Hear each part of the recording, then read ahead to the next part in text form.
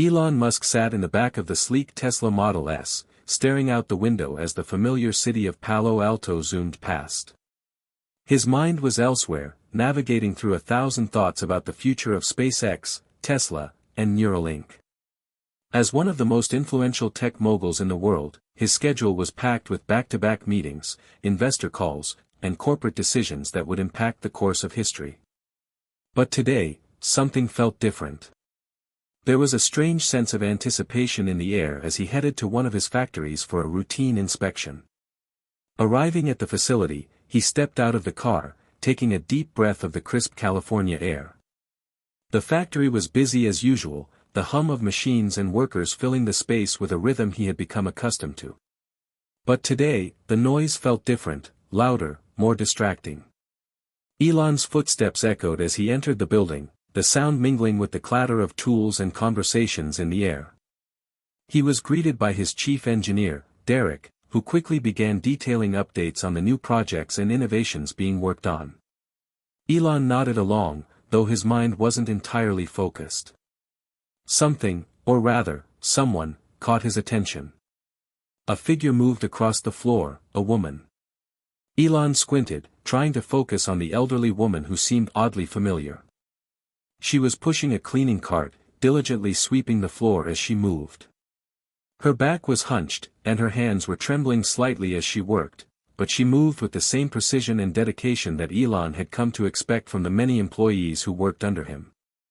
There was something about her presence that stopped him in his tracks. Derek continued talking, unaware of Elon's sudden shift in focus. And as for the new battery prototypes, we're expecting the first models to come in next week. Elon didn't hear the rest of Derek's words. His mind raced. He knew that woman. He could recognize her eyes, the wrinkles etched around them, the deep, comforting gaze. It had been decades since he last saw those eyes, but they belonged to someone who had played a crucial role in his childhood. The realization hit him like a jolt of electricity. Margaret? Elon's voice was barely above a whisper, but the word escaped him before he could stop it.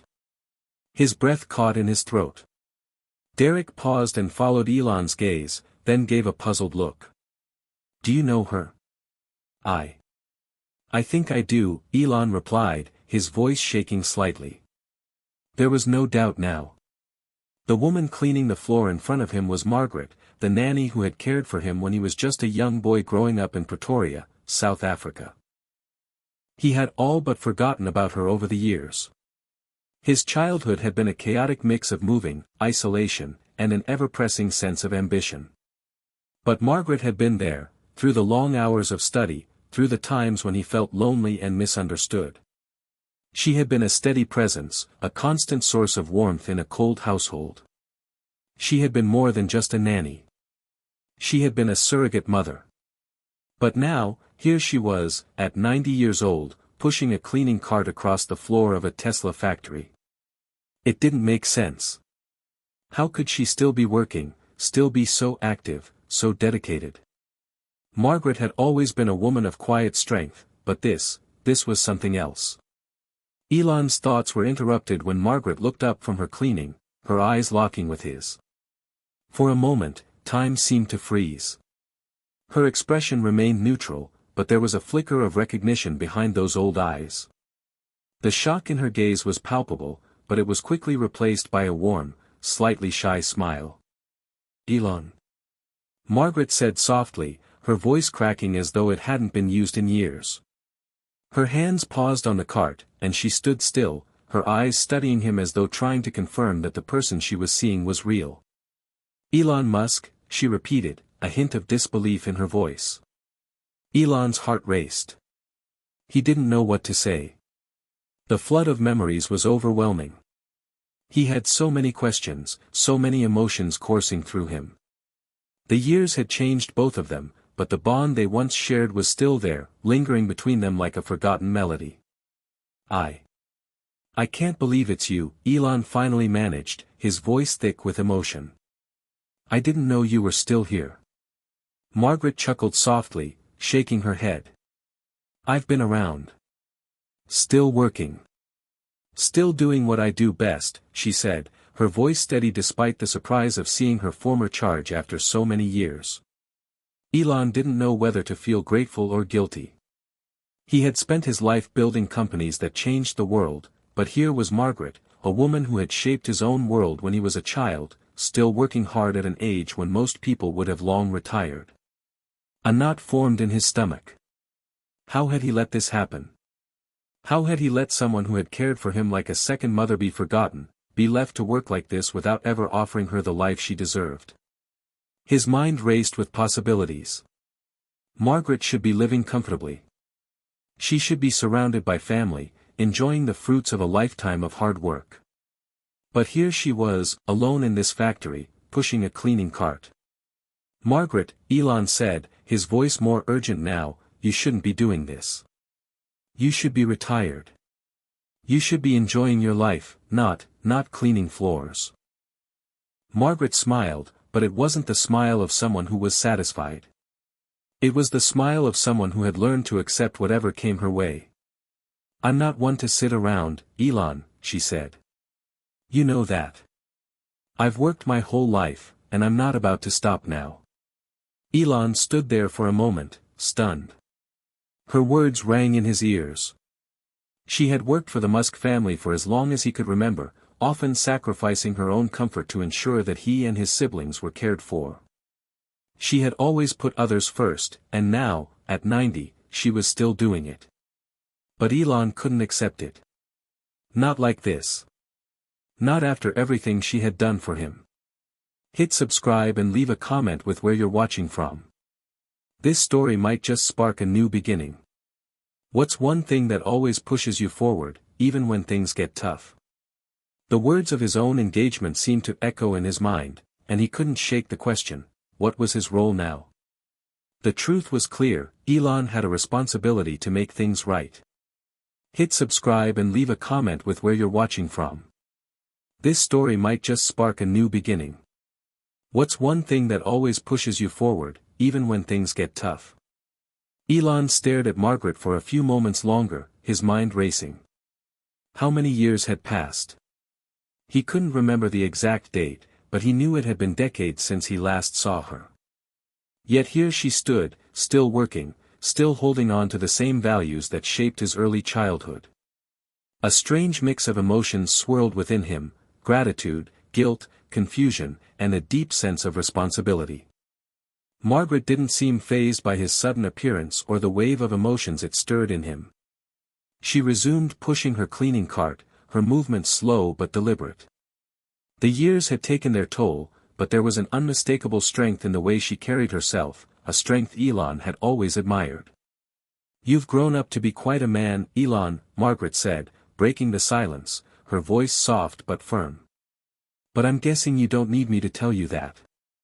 Elon shook his head, trying to regain his composure. He paused, unsure of how to proceed. The words felt inadequate, especially in the face of the years that had passed, and everything he had done since then. I'm sorry, Margaret. I never realized you were still here, working like this. Margaret gave a quiet laugh, shaking her head as if to dismiss his concern. Don't worry about me, dear. I've never been one for sitting idle. There's always something to do, always someone who needs help. Her words hit Elon harder than he expected. Margaret had always been a woman of purpose, of action. He recalled the long nights she spent with him as a child, helping him with his studies, comforting him when he was upset, and guiding him when his own family couldn't. She had been more than just a nanny, she had been a stabilizing force, a foundation when everything else in his life seemed uncertain. Did you ever think about retiring? Elon asked, his voice laced with genuine curiosity. I mean, you've worked your whole life. Don't you think it's time to enjoy the fruits of your labor? Margaret's eyes softened, but she didn't answer right away. Instead, she continued her task, her hands moving in practiced motions. It was as though the question didn't need a direct response. Finally, after a moment of quiet reflection, she spoke again.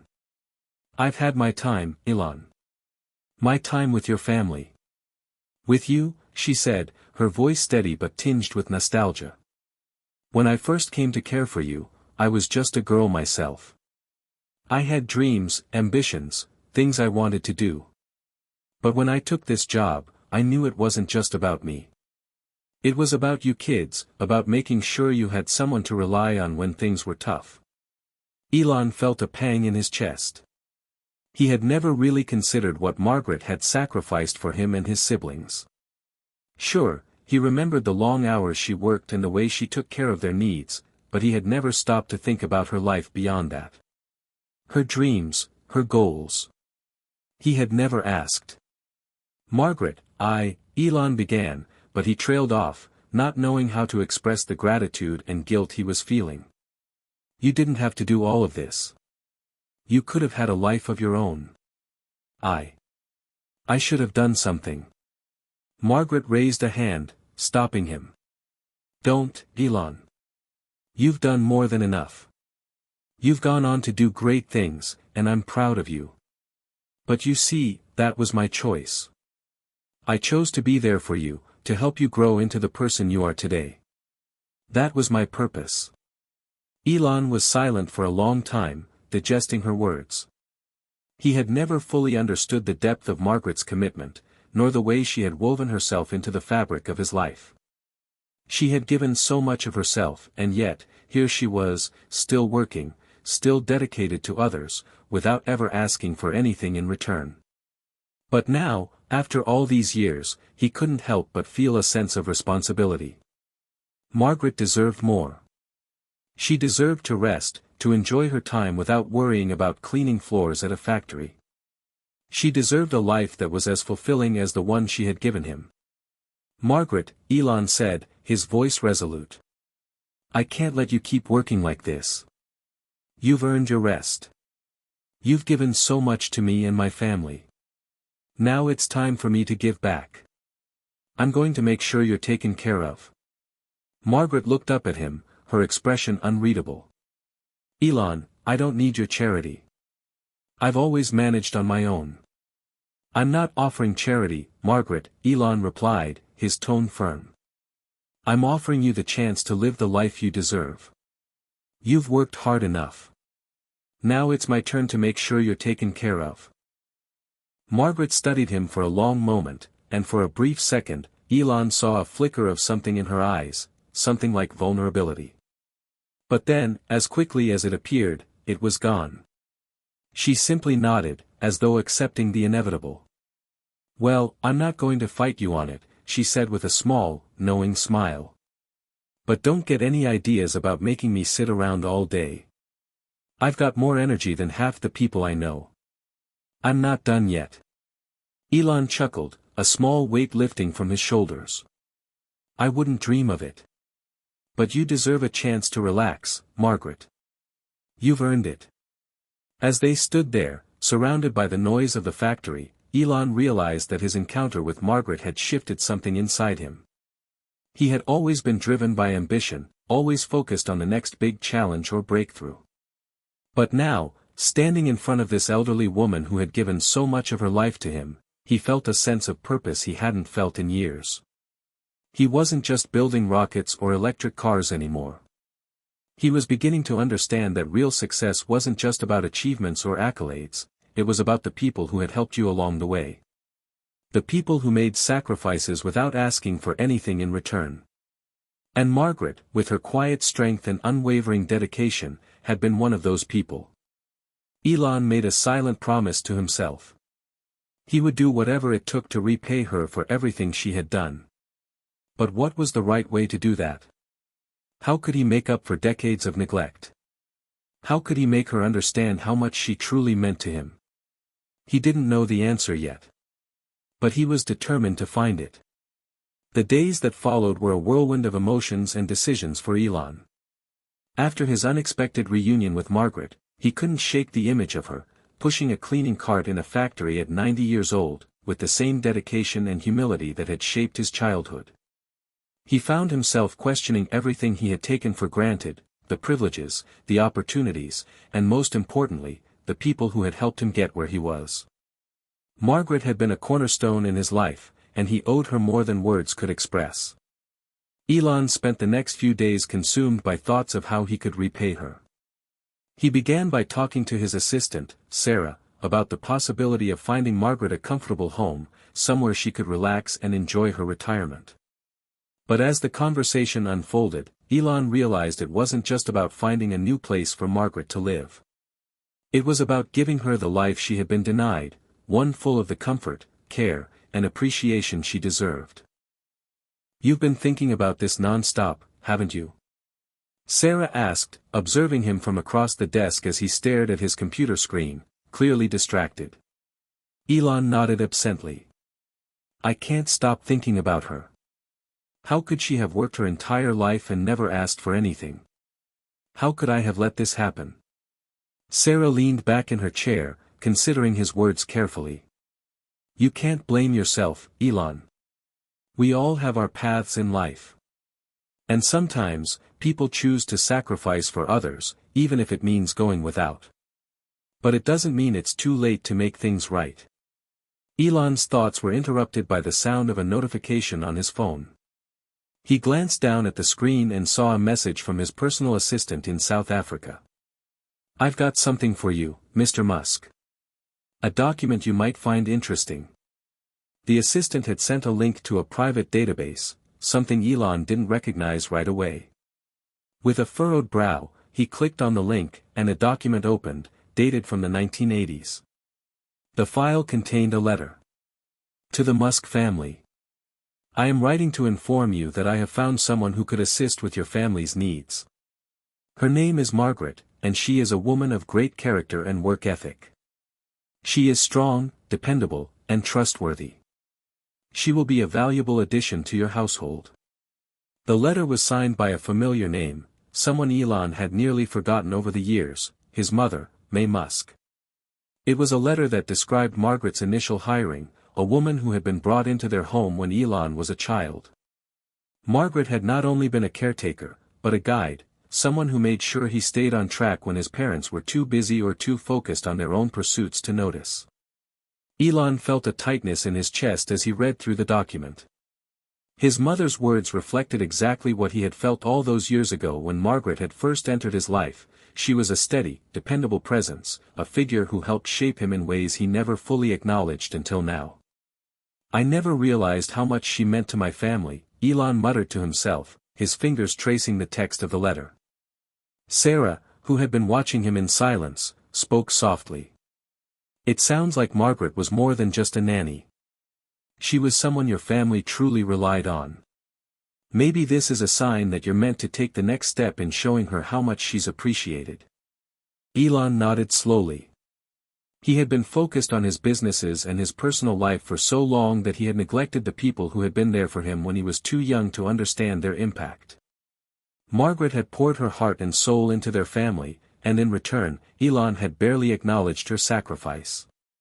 That was about to change. Determined to follow through with his decision, Elon called a meeting with his top advisors the next morning. He needed to make a plan that would honor Margaret's lifetime of service and ensure she could finally enjoy the life she deserved. As he sat in the conference room, Elon explained the situation to his team. "I need you all to help me figure out how we can make Margaret's life as comfortable as possible. She shouldn't be cleaning floors at a factory. She should be living in a place where she can rest, enjoy herself, and be taken care of." There was an immediate buzz of discussion as Elon's team brainstormed various ways to help Margaret. Some suggested finding her a luxury retirement home, while others recommended helping her reconnect with her family. Elon, however, wasn't convinced that simply offering her financial comfort was enough. She deserved more than that. She deserved to know that her contributions were recognized and valued in a way that reflected her lifetime of service. "I want to do something more," Elon said, his voice firm.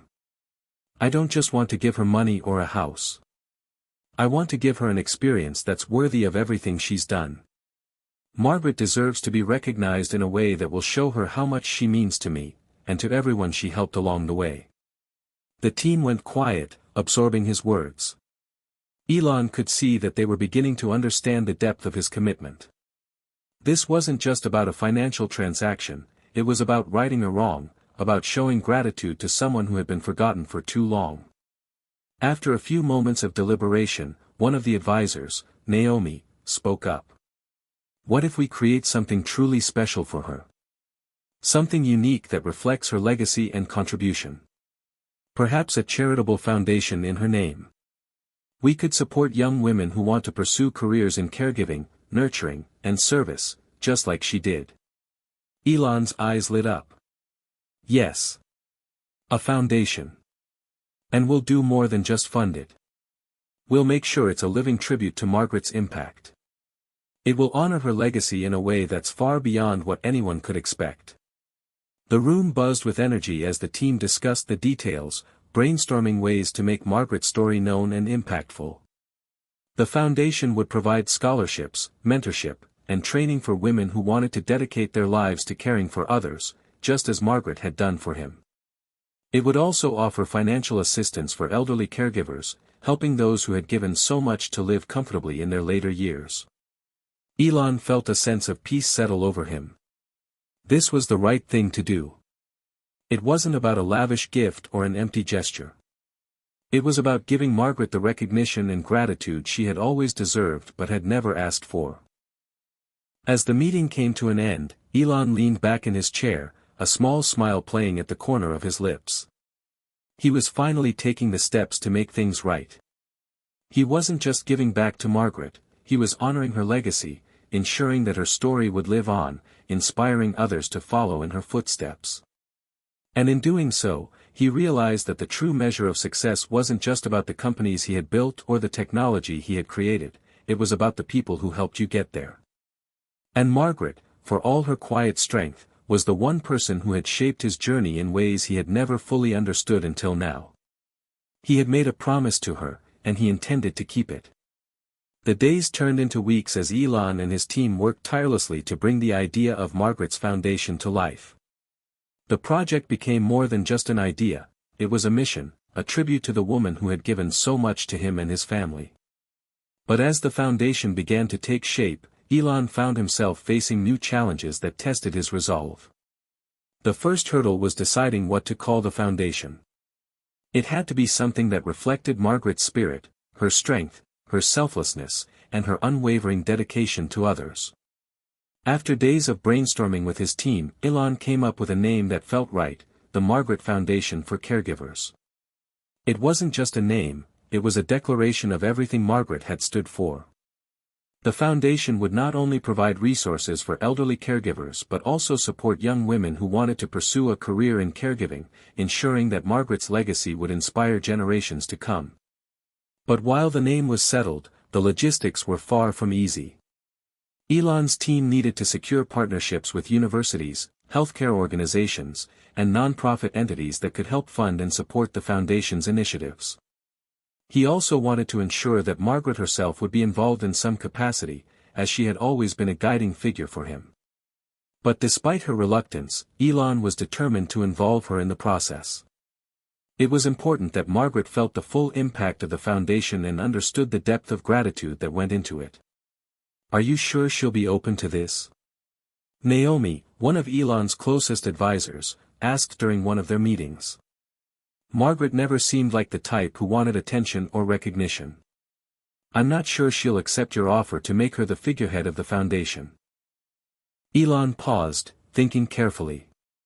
He hadn't spoken to Margaret since their initial encounter, and he wasn't sure how she would react to his grand plans.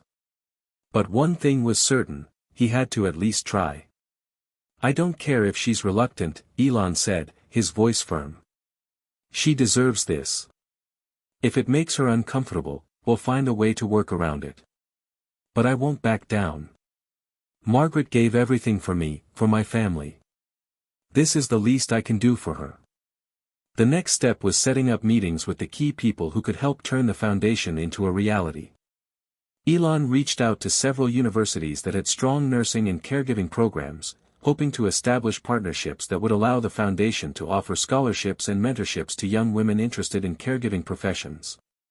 He also contacted healthcare organizations that specialized in elderly care, aiming to create a network of services that would benefit caregivers who were nearing retirement age, just like Margaret. Each meeting was a step closer to his goal, and soon the foundation's plans began to take shape. Elon had already arranged for a significant portion of the funding to come from his personal assets and business ventures, but he wanted to make sure that the initiative was sustainable for the long term. That meant securing corporate sponsors, influential partners, and public support. Despite his usual confidence in navigating high-stakes business deals, Elon found himself feeling a different kind of nervousness as he prepared to speak at a press conference announcing the foundation's launch. This was personal. This wasn't about launching a new product or company, it was about honoring someone who had played an instrumental role in shaping his life, and he couldn't afford to get it wrong. The press conference day arrived, and Elon stood in front of a room full of journalists, his heart pounding in his chest. The room was filled with flashing cameras, buzzing reporters, and a sense of anticipation in the air. He could feel the weight of the moment, the pressure of sharing a piece of his personal life with the world. But as he began to speak, something remarkable happened. The nervousness faded, replaced by a quiet sense of purpose. He spoke from the heart, telling the story of Margaret, the woman who had been there for him when he was just a child, the woman who had helped shape him into the person he was today. He explained the mission of the Margaret Foundation and how it would provide vital resources to caregivers, particularly those who, like Margaret, had spent their lives serving others without ever asking for anything in return. When I first reconnected with Margaret, I was shocked to learn that she was still working at the age of 90, Elon said, his voice steady but filled with emotion. It made me realize something important: how many people out there like Margaret are working hard every day without the recognition or support they deserve. The Margaret Foundation is here to change that. The room fell silent, the weight of Elon's words sinking in. When he finished, the applause that followed was genuine, heartfelt. It wasn't just about the foundation, it was about the honesty and vulnerability Elon had shown. For the first time, he wasn't just the CEO of Tesla or SpaceX, he was a man who cared deeply about the people who had shaped his life. As the press conference ended and the reporters left the room, Elon felt a sense of relief wash over him. The foundation was officially launched, and it was clear that the response had been overwhelmingly positive. But there was still one thing left to do: he had to speak with Margaret and get her blessing for the foundation. The next day, Elon went to the factory where Margaret still worked. He was nervous about how she would react, but he knew he had to talk to her in person. As he entered the factory, he spotted her at the far end of the hall, pushing her cart as usual. She looked just as focused and determined as always, oblivious to the whirlwind of activity surrounding the foundation he had just launched. "Margaret," Elon called out, his voice echoing through the factory. Margaret turned slowly, her eyes narrowing as she saw him. There was a moment of silence, and then she walked toward him, still holding the cleaning cart. "What are you doing here, Elon?" she asked, her voice steady but curious. Elon took a deep breath. This was it. "I wanted to tell you something important. Something I've been working on." Margaret raised an eyebrow but didn't interrupt. Elon continued. "I've started a foundation. It's called the Margaret Foundation for Caregivers. It's dedicated to supporting people like you, people who spend their lives taking care of others, often without any recognition or support. I want to make sure your legacy, everything you've given, is honored, and that people like you get the care and recognition they deserve." Margaret stood still for a moment, her expression unreadable. Elon braced himself for her reaction, but she simply nodded. "Well, I'll be damned," she said softly, her voice filled with a mix of surprise and admiration. "I never thought I'd see the day." Elon smiled, his heart swelling with relief. "I'm glad you're here to see it, Margaret. I hope this makes you proud." She looked at him, a small smile tugging at the corners of her lips. "You've done more than enough, Elon. But I'm glad to see you doing something meaningful with your life. I'm proud of you." And in that moment, Elon realized that this wasn't just about the foundation, it was about the connection between them, the years of shared history and gratitude that had finally come full circle. Margaret didn't need accolades or grand gestures, she just needed to know that the impact she had made on his life, and the lives of others, would never be forgotten. Elon promised himself that he would keep that promise, no matter what it took. The months that followed were transformative for both Elon and the Margaret Foundation. The foundation quickly gained traction, thanks to the media attention surrounding its launch and the incredible support from both corporate partners and individual donors. But despite the success, the emotional weight of the project never quite left Elon. Each day, he felt more compelled to give Margaret the recognition she truly deserved, and the pressure to ensure the foundation's success weighed heavily on his shoulders. In the midst of the foundation's growing influence, Elon found himself at a crossroads.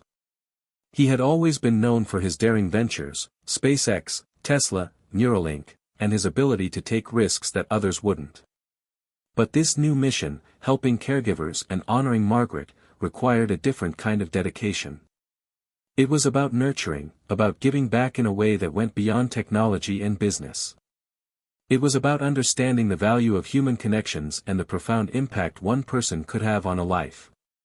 Yet, as the foundation's work grew, so did Elon's desire to be more hands-on. He found himself attending more events, meeting with caregivers, and speaking with families who were benefiting from the foundation's support. And each time, he was reminded of the people who had shaped his journey, not just Margaret, but countless others who had devoted their lives to helping others without seeking anything in return. One evening, after a long day of meetings, Elon sat alone in his office, his fingers drumming absent-mindedly on the desk. His mind wandered back to Margaret. He had kept in close contact with her, and she was still living in the small apartment near the factory, refusing to accept any of his offers for a more luxurious home. Despite all of Elon's efforts to convince her, she remained steadfast in her refusal, preferring the simplicity of her life over the comforts his wealth could provide. It was during one of these calls that Margaret had said something that stuck with him. "I don't need much, Elon. I have everything I need right here, my work, my memories, and the people I love. Don't waste your time on me." Elon had tried to argue, but Margaret's words resonated with him deeply. She wasn't asking for recognition or rewards. She had never been the type to seek praise or material wealth. Margaret's greatest joy had always been found in helping others. And perhaps that was what made her so special. Her selflessness was not driven by the hope of receiving something in return, but by an innate desire to give. In a way, Elon realized, this was Margaret's lesson to him. Throughout his career, he had been driven by the pursuit of groundbreaking achievements, tech that would change the world, companies that would define industries, and missions that would take humanity to new frontiers. But perhaps it was time for him to shift his focus. Perhaps it was time to create something that wasn't about innovation for the sake of progress, but innovation for the sake of people. With this realization, Elon made a decision that would change the course of his life, and his relationship with Margaret, forever. The following week, Elon invited Margaret to dinner at one of his favorite restaurants. He knew she would try to refuse, but he was insistent. He wanted this to be special, not just a business meeting or a casual lunch, but an opportunity to sit down with the woman who had impacted his life in ways he had never fully understood. When Margaret arrived at the restaurant, she looked exactly as she always had, humble, modest, and unassuming. She didn't wear extravagant clothes or jewelry, just simple attire that suited her personality perfectly. Elon greeted her with a warm smile as she took her seat across from him. "You look beautiful, Margaret," Elon said, his tone sincere. "It's good to see you again." Margaret smiled softly. "I'm not much for fancy dinners, but I'll admit, it's nice to be here with you, Elon." As they began to talk, Elon couldn't help but feel a sense of gratitude. Here was this woman, at 90 years old, sitting in front of him, and yet she remained as grounded and full of wisdom as she had always been. The years had not dulled her sharpness or her humor, and the conversations between them flowed effortlessly, as though they were still the same young boy and his caretaker, having casual chats in the living room of his childhood home. Eventually, Elon got to the heart of the conversation. "Margaret, I know you've never asked for anything, but I want to ask you for something now," he began. "I've been thinking a lot lately, and I want to do something truly meaningful with the foundation. I want to give back in a way that matters, in a way that reflects the kind of person you are, the kind of person who gave everything to others without ever asking for anything in return. Margaret looked at him, her eyes softening. Elon, I told you before, I don't need anything. I've lived a good life, and I've had everything I need. Elon paused, choosing his words carefully. I know, Margaret. But this isn't about what you need, it's about what you deserve. And what you deserve is more than a thank you. You deserve to see the impact you've made in the world. You deserve to know that everything you did, every sacrifice you made, mattered. And that's what I want to do. I want to make sure that your legacy lives on, not just in the foundation, but in every life it touches. Margaret was silent for a moment, as if contemplating his words. Then she reached across the table, placing her hand gently on his. You've already done so much for me, Elon. I'm proud of you, more than you'll ever know. But if you want to do something meaningful, make sure you continue doing what you're doing. Help people. Help the people who need it the most. That's all anyone can really ask for. Elon nodded, his eyes filled with emotion. I will. I promise. Over the next few weeks, Elon began taking a more active role in the Foundation's projects. He personally visited caregiving centers, spoke with nurses, and visited families in need, ensuring that the Foundation's efforts were being felt where they mattered most. But what really changed for Elon was his perspective. He had always viewed his business ventures through the lens of technological innovation, but now he saw the potential for innovation in human connection. He wanted to change the way society valued caregivers, not just through monetary support, but through a shift in societal attitudes. Margaret, for her part, continued to work at the factory, despite Elon's many attempts to convince her to retire. She insisted that she was happy where she was and didn't need anything more. But Elon knew better. He knew that her pride and humility would never allow her to accept charity or an easy life, and so he worked tirelessly to ensure that the Foundation's impact would be felt by every caregiver who walked a similar path. And as the Foundation grew, so did Elon's resolve. He wasn't just building something for Margaret, he was building something for everyone who had ever sacrificed their own dreams for the sake of others. And in the process, he discovered something unexpected. In giving, he had received more than he ever could have imagined.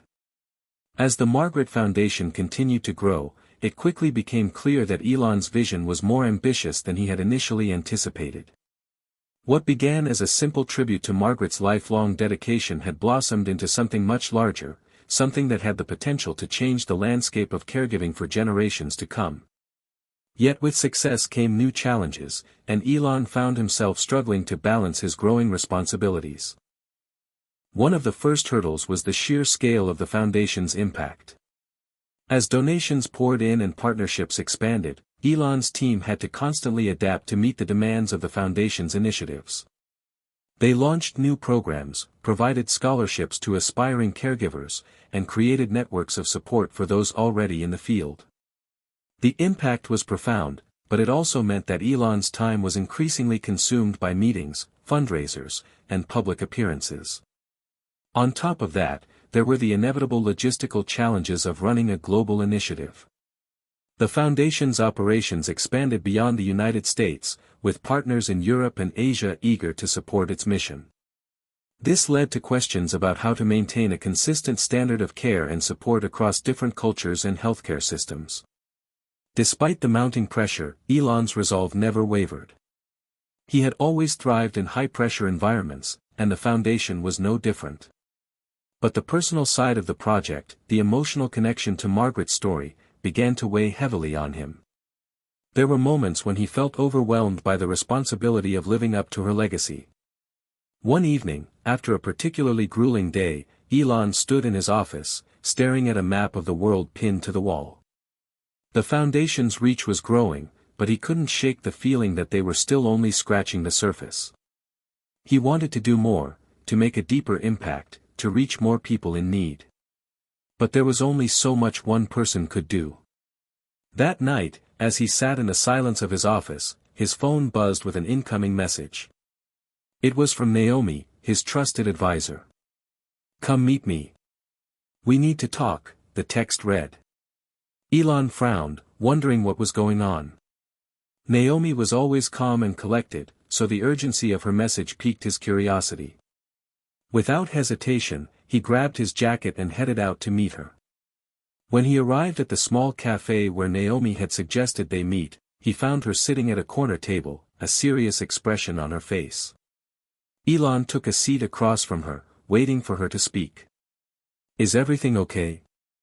Elon asked, his voice steady but laced with concern. Naomi took a deep breath. "Elon, we need to have a serious conversation about the foundation. I know you've been pushing hard to expand it, and we're making great progress. But there's a problem, one that could potentially undermine everything you've built." Elon raised an eyebrow. "What do you mean?" Naomi leaned forward, her eyes intense. "We've received reports from some of our overseas partners that the Foundation's initiatives aren't being as effective as we thought. There are concerns about how resources are being distributed, and some caregivers are feeling like they're being overlooked. We're hearing complaints about miscommunication and inefficiencies. If we don't address this soon, we could lose the trust we've worked so hard to build." Elon felt a sharp pang of frustration. The last thing he wanted was to undermine the very people he was trying to help. "How did this happen?" he asked, his tone tight. Naomi sighed. "It's not that anyone is doing anything wrong, it's just that the Foundation has expanded so quickly that we haven't been able to keep up.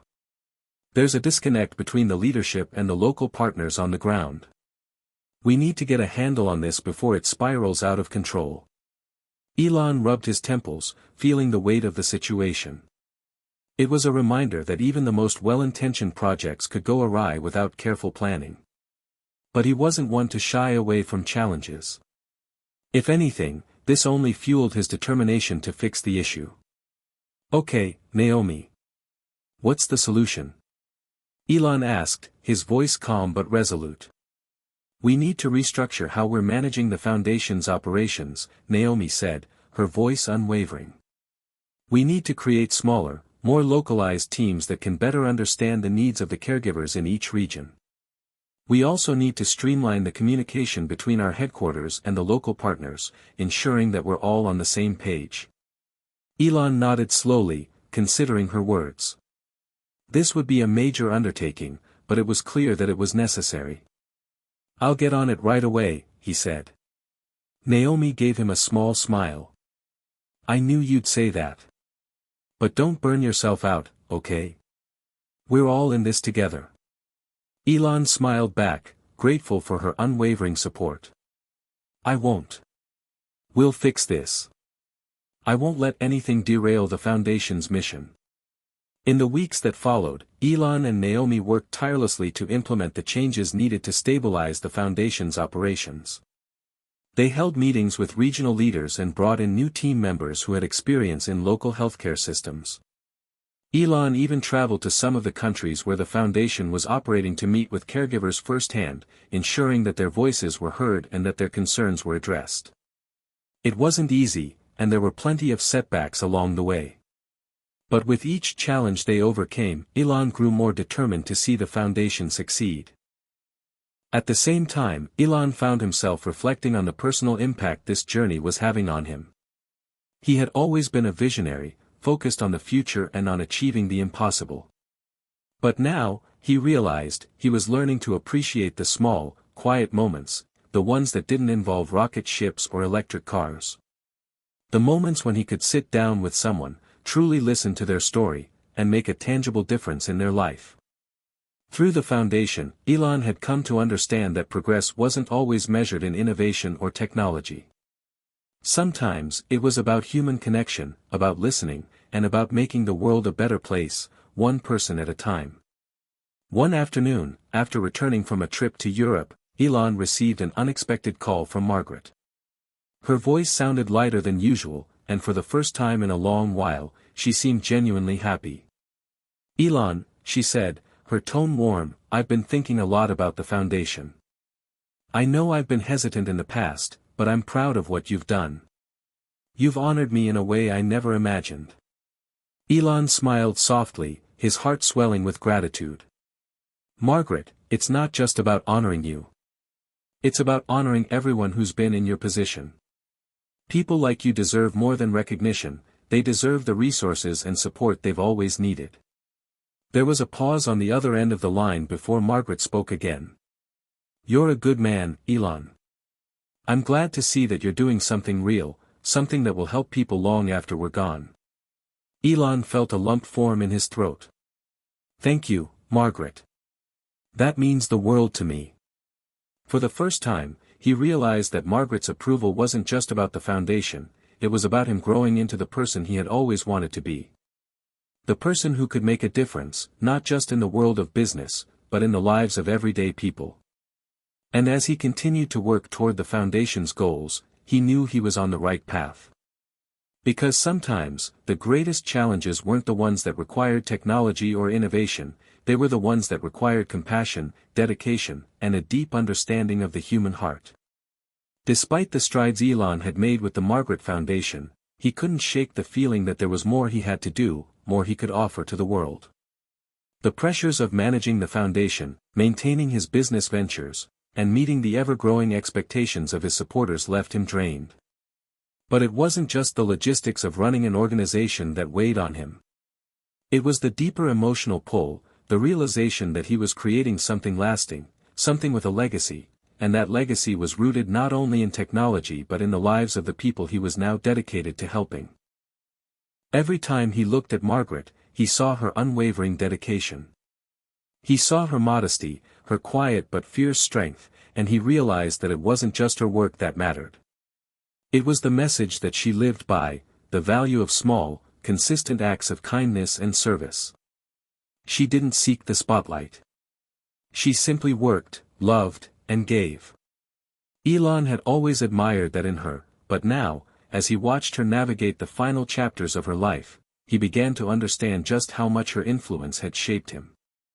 As the months passed, the foundation's impact became undeniable. Margaret's name was everywhere, whether it was on the lips of caregivers, on banners at healthcare conferences, or in stories shared across social media. But despite this widespread recognition, Margaret still remained humble. She didn't want the attention, and though Elon insisted that she be honored in grand ways, she continued to decline. One late evening, after a long day of meetings and strategizing for the next round of funding, Elon found himself standing in front of the foundation's headquarters. He looked out at the city skyline, his thoughts drifting back to the first moment he had learned of Margaret's incredible influence on his life. He remembered the feeling of loss when he thought of how much he hadn't understood about her impact until she was already in her twilight years.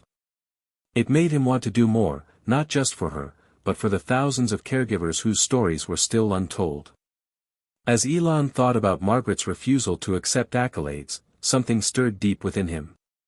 Why not do something that would truly honor her legacy? Something that was more than just a plaque or a ceremony. He knew she would never ask for such recognition, but Elon felt that he couldn't let this moment pass by without showing her the full extent of his gratitude, not in words, but in action. The next day, Elon called Naomi into his office with a new vision. He had made a decision that would transform the way people viewed caregiving across the globe. This idea wasn't just about honoring Margaret, it was about creating a movement that would elevate caregivers in society and make them feel valued and seen. Naomi, Elon began, his tone determined, I've been thinking a lot about the foundation's next phase. I want to do something monumental, something that's not just about giving money, but about creating a global recognition platform for caregivers. Naomi looked at him, eyebrows raised. What are you thinking? I want to create the Margaret Award for Excellence in Caregiving, Elon said. This award will be given annually to the most outstanding caregivers worldwide. The winners will receive significant recognition, as well as financial support, training, and tools to help them continue their work. Naomi's eyes lit up. That's incredible. But what's the twist? Elon smiled.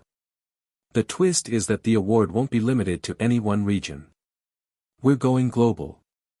We'll partner with hospitals, care facilities, and community organizations across continents to nominate their top caregivers.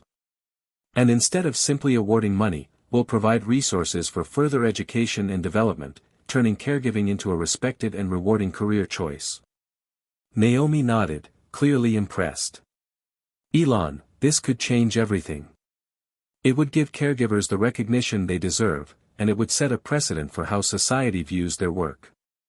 Elon's eyes narrowed with intensity. Exactly.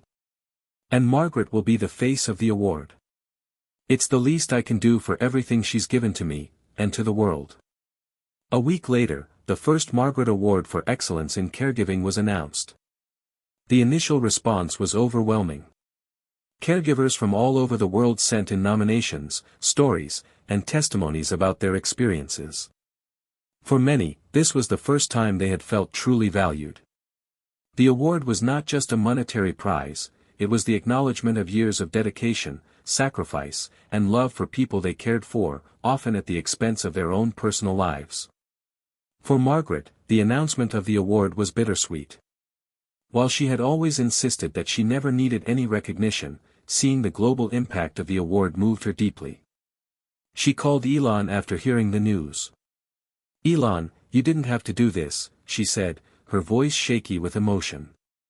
"I know," Elon replied, his voice gentle. "But you deserve it. More than anyone, you've shown me what true dedication looks like. And now, the world will know what you've done." Margaret paused before responding, a small laugh escaping her lips. "You've always had a way with words, Elon. I just hope the people who win this award remember that it's not about the prize, it's about the care they give." The first ceremony to present the Margaret Award took place in a beautiful venue in New York City, with caregivers from around the world in attendance. Elon was there, of course, standing beside Margaret, who had reluctantly agreed to attend. It was the first time in years that she had allowed herself to be part of a public event, but Elon knew this moment would mean everything to her. The award was presented to Maria Ruiz, a caregiver from Argentina who had spent over 40 years caring for elderly patients in her community. Her story was one of tireless dedication, and when she stepped up to accept her award, the room erupted in applause. Margaret, who had been sitting quietly in the audience, looked up at Elon with tears in her eyes. "This is what it's all about, isn't it?" she whispered. "This is the kind of recognition they need." Elon smiled warmly, his heart swelling with pride. "Yes, Margaret. It's exactly what they deserve." As the event concluded and the attendees began to disperse, Elon stood beside Margaret, watching the caregivers network and share their stories. There was a sense of hope in the air, a realization that they were no longer invisible, no longer overlooked. They were being seen. For Elon, this was a moment of reflection. He had come a long way since that fateful day when he had first learned about Margaret's impact on his life. In many ways, this award was not just a tribute to her, it was a tribute to all the caregivers who had devoted their lives to others. It was a reminder that the world could be changed, not just by technology, but by the quiet, often unseen acts of love and care that made life better for so many. Margaret had always told him to focus on what really mattered, the people. And now, standing in the midst of the award ceremony, surrounded by those who had devoted their lives to caring for others, Elon realized that he had finally understood her lesson. He had learned that true progress wasn't just about innovation in business, it was about innovation in how we treat and value one another. And in that moment, he felt a deep sense of peace, knowing that Margaret's legacy would live on, not just in the foundation, but in every caregiver whose life was touched by the award. The road ahead was still uncertain, but Elon knew that as long as he continued to honor the values Margaret had taught him, he was on the right path. And that was enough. Elon Musk sat at his desk late one night, staring at the glow of his computer screen. The world seemed to be moving faster than he could keep up with. Even as the Margaret Foundation flourished, his other ventures, SpaceX, Tesla, Neuralink, demanded his time and attention. Sometimes it felt as though there were too many pieces of his life to juggle, each one pulling him in a different direction. But despite all of the chaos in his professional life, something had shifted in Elon over the past few months. The more time he spent working with the caregivers, attending ceremonies, and listening to their stories, the more he found himself questioning his own motivations. What was the driving force behind his relentless pursuit of innovation? Was it the thrill of discovery? The desire for personal achievement? Or was it something deeper? Margaret's quiet wisdom had opened his eyes to the things he had never truly considered. The importance of human connection. The value of selfless service. The recognition of those who had always been overlooked, those whose contributions were immeasurable yet often invisible. He found himself thinking about the people who worked behind the scenes, the ones whose efforts were seldom celebrated. It was in these quiet moments of reflection that Elon began to realize something crucial: there was more to life than pushing the boundaries of science and technology. He wasn't sure what this realization meant for his future, but he knew one thing for sure: he was starting to feel the weight of his own legacy. What would he be remembered for? Would it be for revolutionizing space travel? For making electric vehicles mainstream?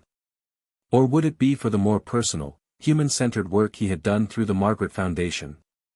Elon had always been known for his ability to dream big and go after ambitious goals, but for the first time in his life, he began to feel uncertain. Was there a purpose he had yet to discover?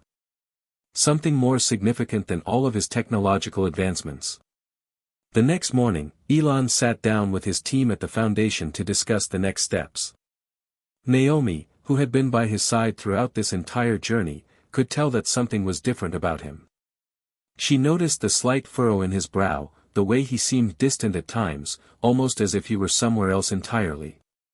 "Is everything all right, Elon?" she asked after the meeting had wrapped up. "You seem off today." Elon paused for a moment, his eyes lingering on his computer screen. He had always prided himself on being transparent with Naomi, but this time, the question made him hesitate. "I'm not sure," he said slowly. "I've been thinking a lot about the foundation, about the work we're doing. It's all so important, but there's something missing. Something deeper. I've been so focused on innovation and changing the world with technology that I'm starting to wonder if there's more to life than that."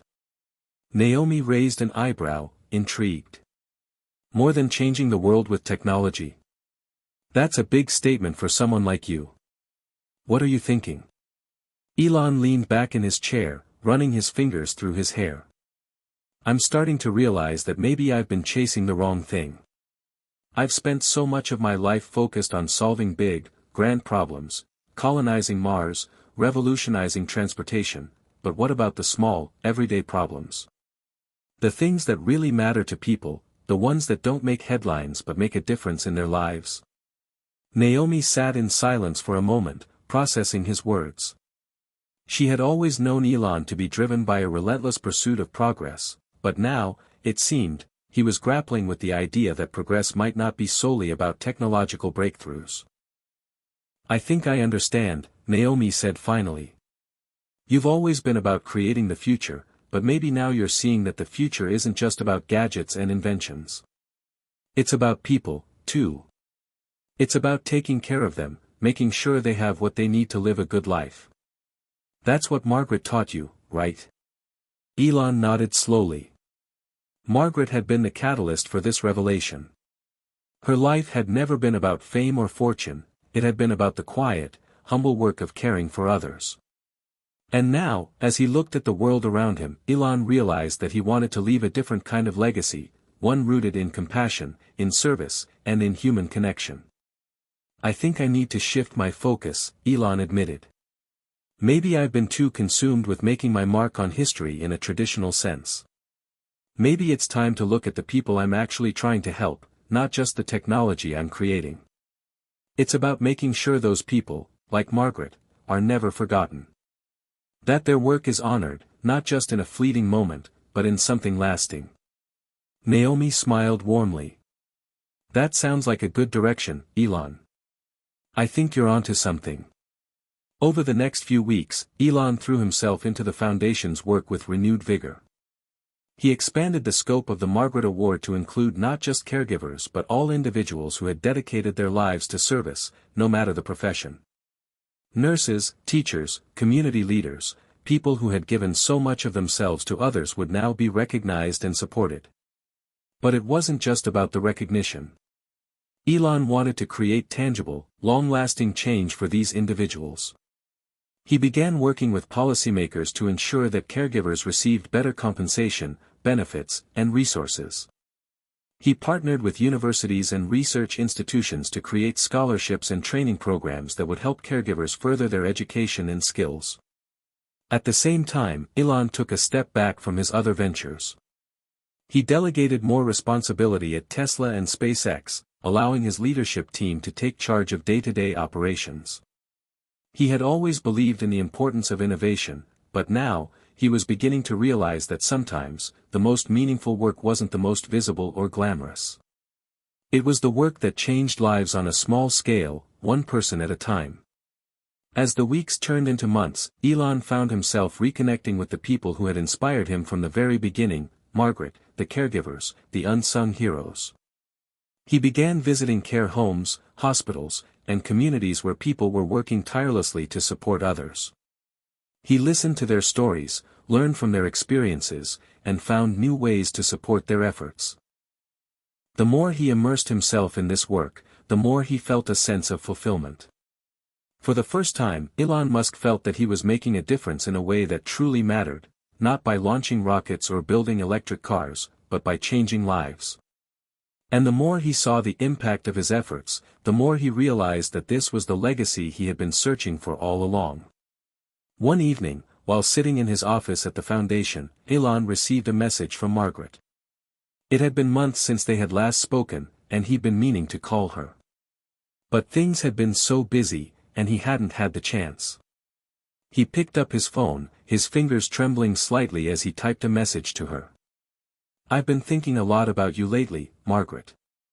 Your wisdom has changed my perspective in ways I can't fully explain. Thank you for everything."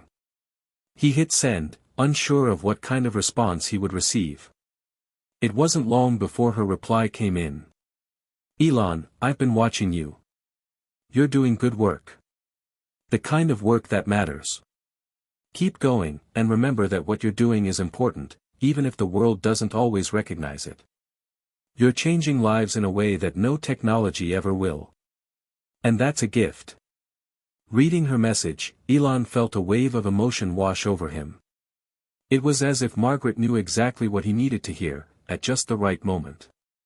And for the first time, Elon Musk felt at peace with the direction his life was taking. The future wasn't just about invention, it was about service. It was about people. And in that moment, he knew that he was exactly where he needed to be.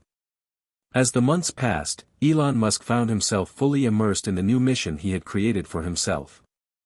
The Margaret Foundation flourished under his leadership, expanding its reach and resources exponentially.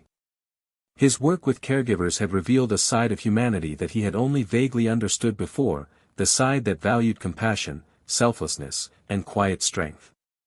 These were the qualities that he now saw as the true foundation of a better world. His decision to shift the focus of his endeavors from technology-driven innovation to human-driven service wasn't one he had taken lightly.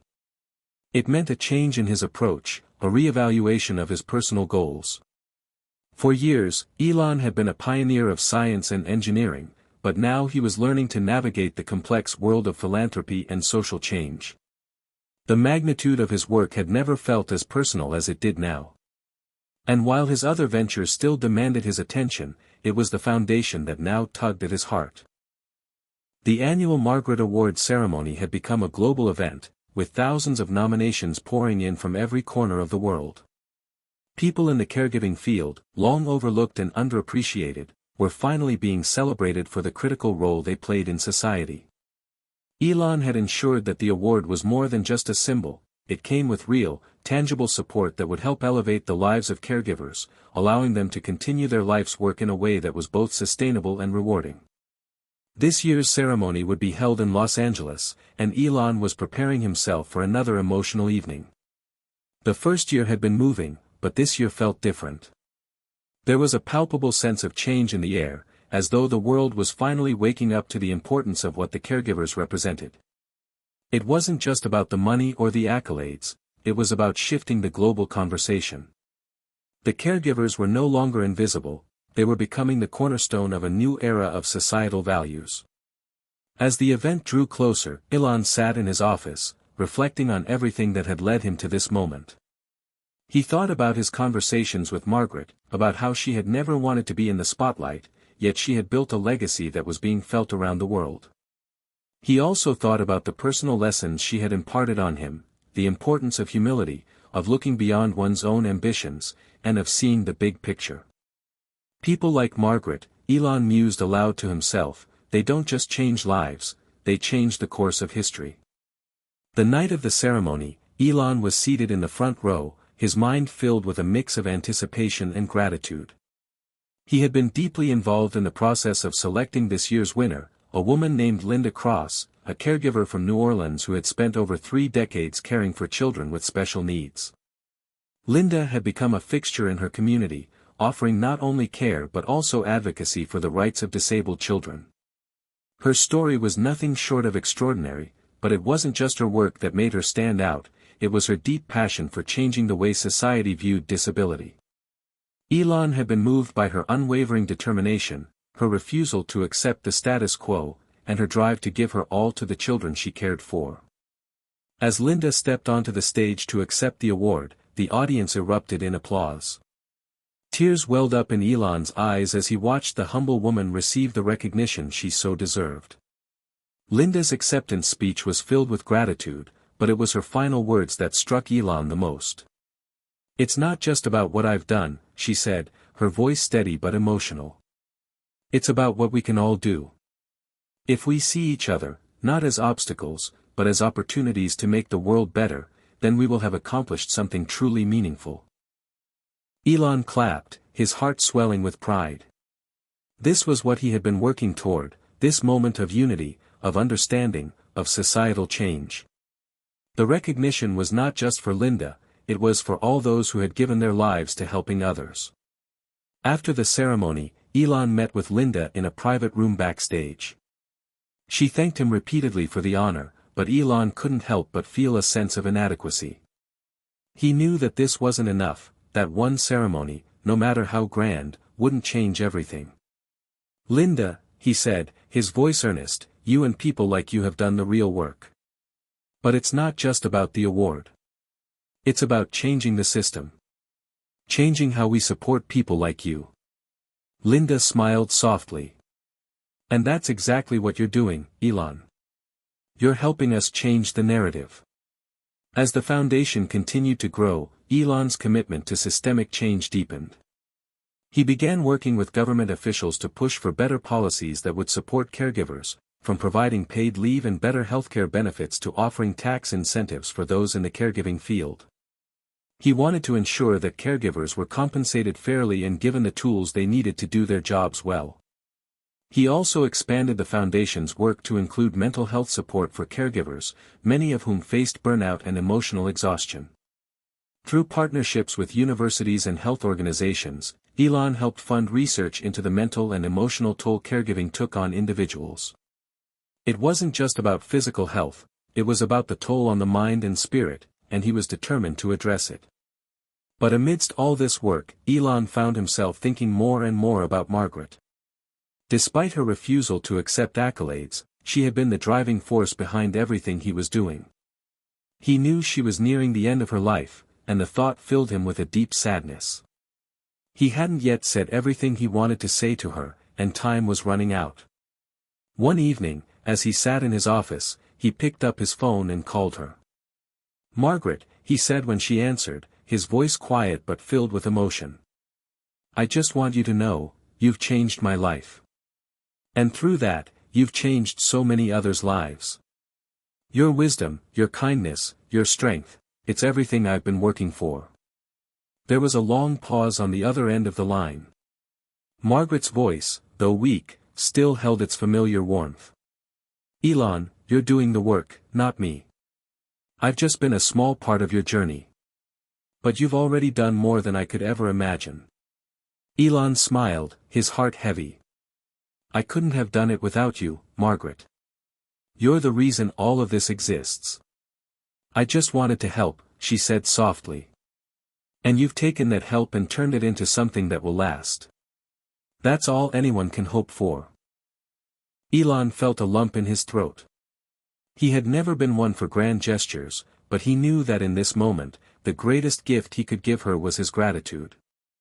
"I'll keep going, Margaret," he promised.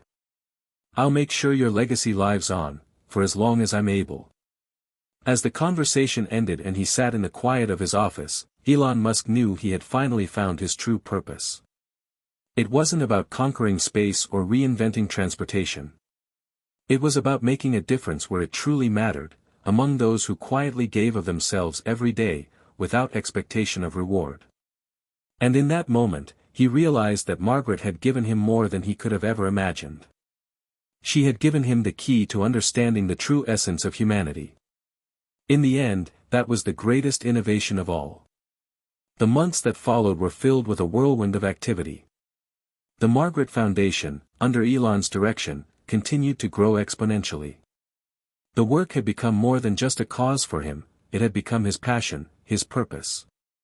No longer did he spend sleepless nights in front of screens, calculating rocket trajectories or solving problems with self-driving cars. Instead, he found himself navigating the complex, deeply emotional landscape of human needs. Elon had come to see that his desire to change the world wasn't going to be fulfilled through technology alone. He had learned from Margaret, and the caregivers who had touched his heart, that some of the most profound shifts in society happened on a personal level, with one individual making a difference in the life of another. It wasn't about rockets or electric cars, it was about making sure that no one was left behind. It was about elevating those who had given so much of themselves, often without any recognition. Despite his newfound understanding, Elon still felt the weight of the world on his shoulders. Every day, he would meet with representatives from various organizations, social services, healthcare, education, and strategize how to make his vision of a better world more than just a dream. He felt a growing pressure to make it all work, to make sure Margaret's legacy and his own efforts would truly be lasting. But amidst the surge of positive change, there was also a gnawing feeling that he couldn't shake. He hadn't yet reconciled with the one part of his life that had always haunted him, his estranged relationship with his family. Elon had always been a man driven by ambition. It was that very drive that had pushed him to the top of the tech world, but it had also caused rifts in his personal life. His family, particularly his mother, had always been proud of his accomplishments. But over the years, they had watched from the sidelines as Elon became more consumed by his work, more distant, and less connected to the people who loved him. For years, his relationship with his father had been particularly strained. His father, Elon Musk, had been a cold, distant figure in his life, one who often belittled Elon's dreams. The tension between them had only grown over the years, and Elon had come to see his father as the embodiment of everything he didn't want to become. Still, the memories of his father's harsh words haunted him. In a way, his achievements had always been an attempt to prove Errol wrong, to show that he could be more than what his father thought of him.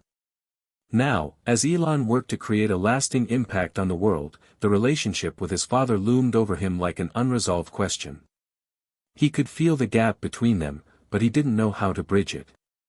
The more he poured himself into the foundation, the more he realized that, just like with the caregivers, healing his own fractured relationships was a necessary part of the equation.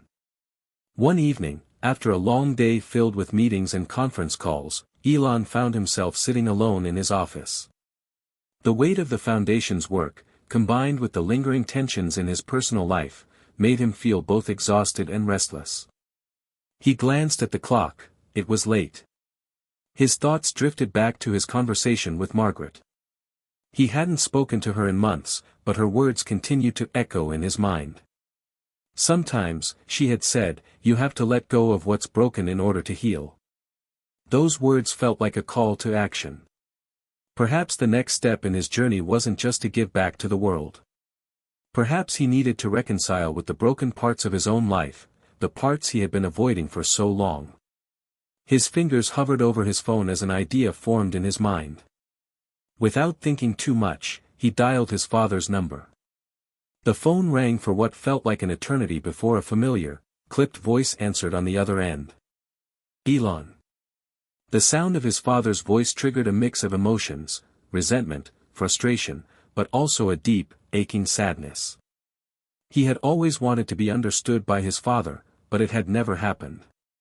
Yet, despite everything, a small part of him hoped that tonight might be different. "Dad," Elon began, his voice soft but firm. "I need to talk to you. There are things we need to discuss." There was a long pause on the other end of the line. Elon could feel the distance between them, the years of unresolved tension pressing down on both of them. "What's it about?" his father asked, his tone indifferent. Elon took a deep breath. He had never been good at talking about his emotions, but this was something he had to do. "It's about us," Elon said. "About our relationship. About what's been broken for so long." Errol's voice was steady but cold. "There's nothing to fix, Elon. You've made your life. You don't need me anymore." Elon's heart sank. His father's words, sharp and dismissive, stung more than he had expected. But he refused to let them derail him. He had come this far, and he couldn't back down now. "That's just it, Dad," Elon said, his voice steady now, though there was an edge to it. "I've been running for so long, trying to prove something. But it's not just about what I can accomplish. It's about the people I've neglected. The ones I've hurt. And that includes you." Errol was silent for a long moment. Elon could almost hear the old man's internal battle. He wasn't sure if his father was capable of admitting the truth, but he knew that he couldn't leave this conversation unfinished. "I'm trying to make amends, Dad," Elon said. "Not just with the world, but with the people in my life. And that includes you. So, I'm asking, can we start over?" Another long silence stretched between them. Finally, Errol spoke again, his voice softer, though still guarded. "I don't know, Elon. Maybe. But it's going to take time." Elon felt a sense of relief wash over him. It wasn't much, but it was a step forward. For the first time in years, he felt as if he had at least cracked open the door to reconciliation. "Okay," Elon said quietly. "I'll give it time. But we'll talk again. Soon." As the call ended, Elon sat back in his chair, his mind racing. There was still a long way to go in rebuilding the relationship with his father, but he felt like he had taken the first step. Margaret had been right, sometimes, healing meant facing what had been broken and acknowledging the pain. And, for the first time, Elon was ready to do just that. The future was uncertain, but one thing was clear: he had finally begun to understand what it meant to truly heal, not just the world, but himself. Hit subscribe and leave a comment with where you're watching from. This story might just spark a new beginning. What's one thing that always pushes you forward, even when things get tough? With the call to his father still lingering in his thoughts, Elon Musk found himself at a crossroads, not just in his personal life, but in his mission to transform the caregiving world. While the Margaret Foundation was growing rapidly, the weight of leading it was starting to take a toll. He had found success in so many areas of his life, revolutionizing electric cars, pushing humanity toward Mars, building an empire in the world of technology, but now, as he tried to focus on something more human, something more fragile, he found himself questioning everything he had ever known. The idea of success had always been synonymous with progress, with innovation, and with conquering what seemed impossible. Yet in the caregiving world, Elon realized that success wasn't about grand achievements or world-changing projects. It was about small, consistent acts of kindness, dedication, and sacrifice. It was about people like Linda Cross, whose work had touched the lives of countless children. It was about Margaret, who had spent a lifetime caring for those in need, never asking for anything in return. And yet, Elon couldn't shake the feeling that something was missing, something deeper, more essential than just helping the world. It was the personal connections, the intimacy of the lives that had shaped him and the ones he had left behind. He knew he was making a difference, but was it enough? Was he truly doing the right thing? It was a quiet evening when Elon found himself alone in his office, staring out over the city skyline. His mind kept returning to the conversation with his father, the first real conversation they had had in years.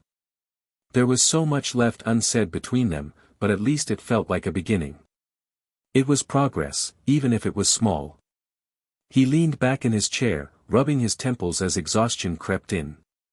His work at the foundation had become all-consuming, but his personal life seemed to demand his attention more urgently. He had been avoiding the inevitable, but now it seemed like the right time to confront the next challenge, his relationship with his children. Elon had always prided himself on being a hands-on father, but his intense focus on work had often meant he missed out on the small moments. His children were growing up, and the time he spent with them was becoming more precious than ever. He had a deep love for them, but the pressures of being a global figure often made it difficult to find a balance between work and family. It was time, he thought, to change that. To start focusing on what really mattered, to reallocate his energy to the relationships that were most important. The next day, he found himself sitting down for a family dinner at his home. It had been weeks since he had spent more than a few hours with his children in one sitting. The table was set with their favorite dishes, pizza for the kids, grilled salmon for himself, and there was a buzz of excitement in the air. The evening felt like a small victory, one that had been long overdue.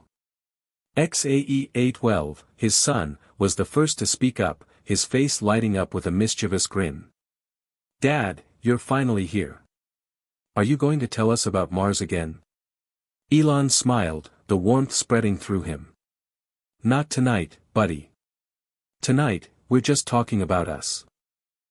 The conversation turned to mundane, everyday topics. What had happened at school, what they wanted to do over the weekend, whether they had any fun ideas for the upcoming family vacation. For a moment, Elon let go of his usual role as the visionary leader, and simply allowed himself to be a dad, listening to his kids talk about their lives and dreams. At one point, his daughter, Tosca, asked, "Dad, are you happy?" The question caught him off guard. He had been asked similar questions before, but this time it felt different, deeper. He paused for a moment, considering how best to answer. "I'm getting there," he said quietly. "I'm still figuring it out." Tosca gave him a knowing look. "You always do." It was a simple exchange, but in that moment, Elon realized something profound. Happiness wasn't something that could be quantified by his accomplishments or his relentless drive. It wasn't about winning or pushing boundaries, it was about finding peace in the quieter moments of life, in the people he loved, and in his own sense of self. After dinner, Elon stepped outside for a walk in the backyard. The night air was crisp, and the sound of crickets chirped in the background.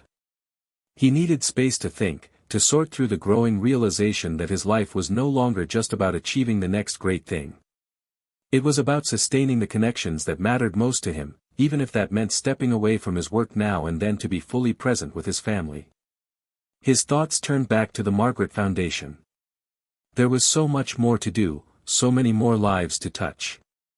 But in his heart, he knew that a significant part of the work wasn't going to come from technology or large-scale initiatives, it was going to come from something deeper, something more personal.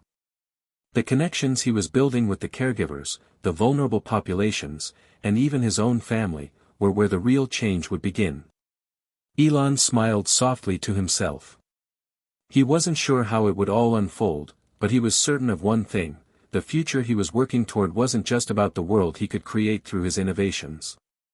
It was about the world he could help heal through his relationships, his vulnerability, and his commitment to living in the present. A week later, the Margaret Foundation hosted another community event. It was smaller than usual, more intimate, an evening where caregivers from around the country could come together, share their stories, and find support in one another. Elon wasn't scheduled to speak, instead, he was just there to listen. As he mingled with the crowd, he was struck by the stories he heard. Caregivers talked about their experiences, not just the challenges they faced in their work, but the emotional toll it took on them.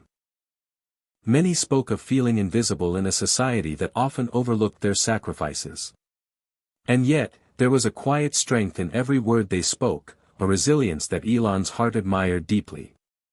One woman, an elderly nurse named Joan, shared her story of taking care of her husband through a long battle with Alzheimer's. The love in her voice was palpable, but so was the weariness.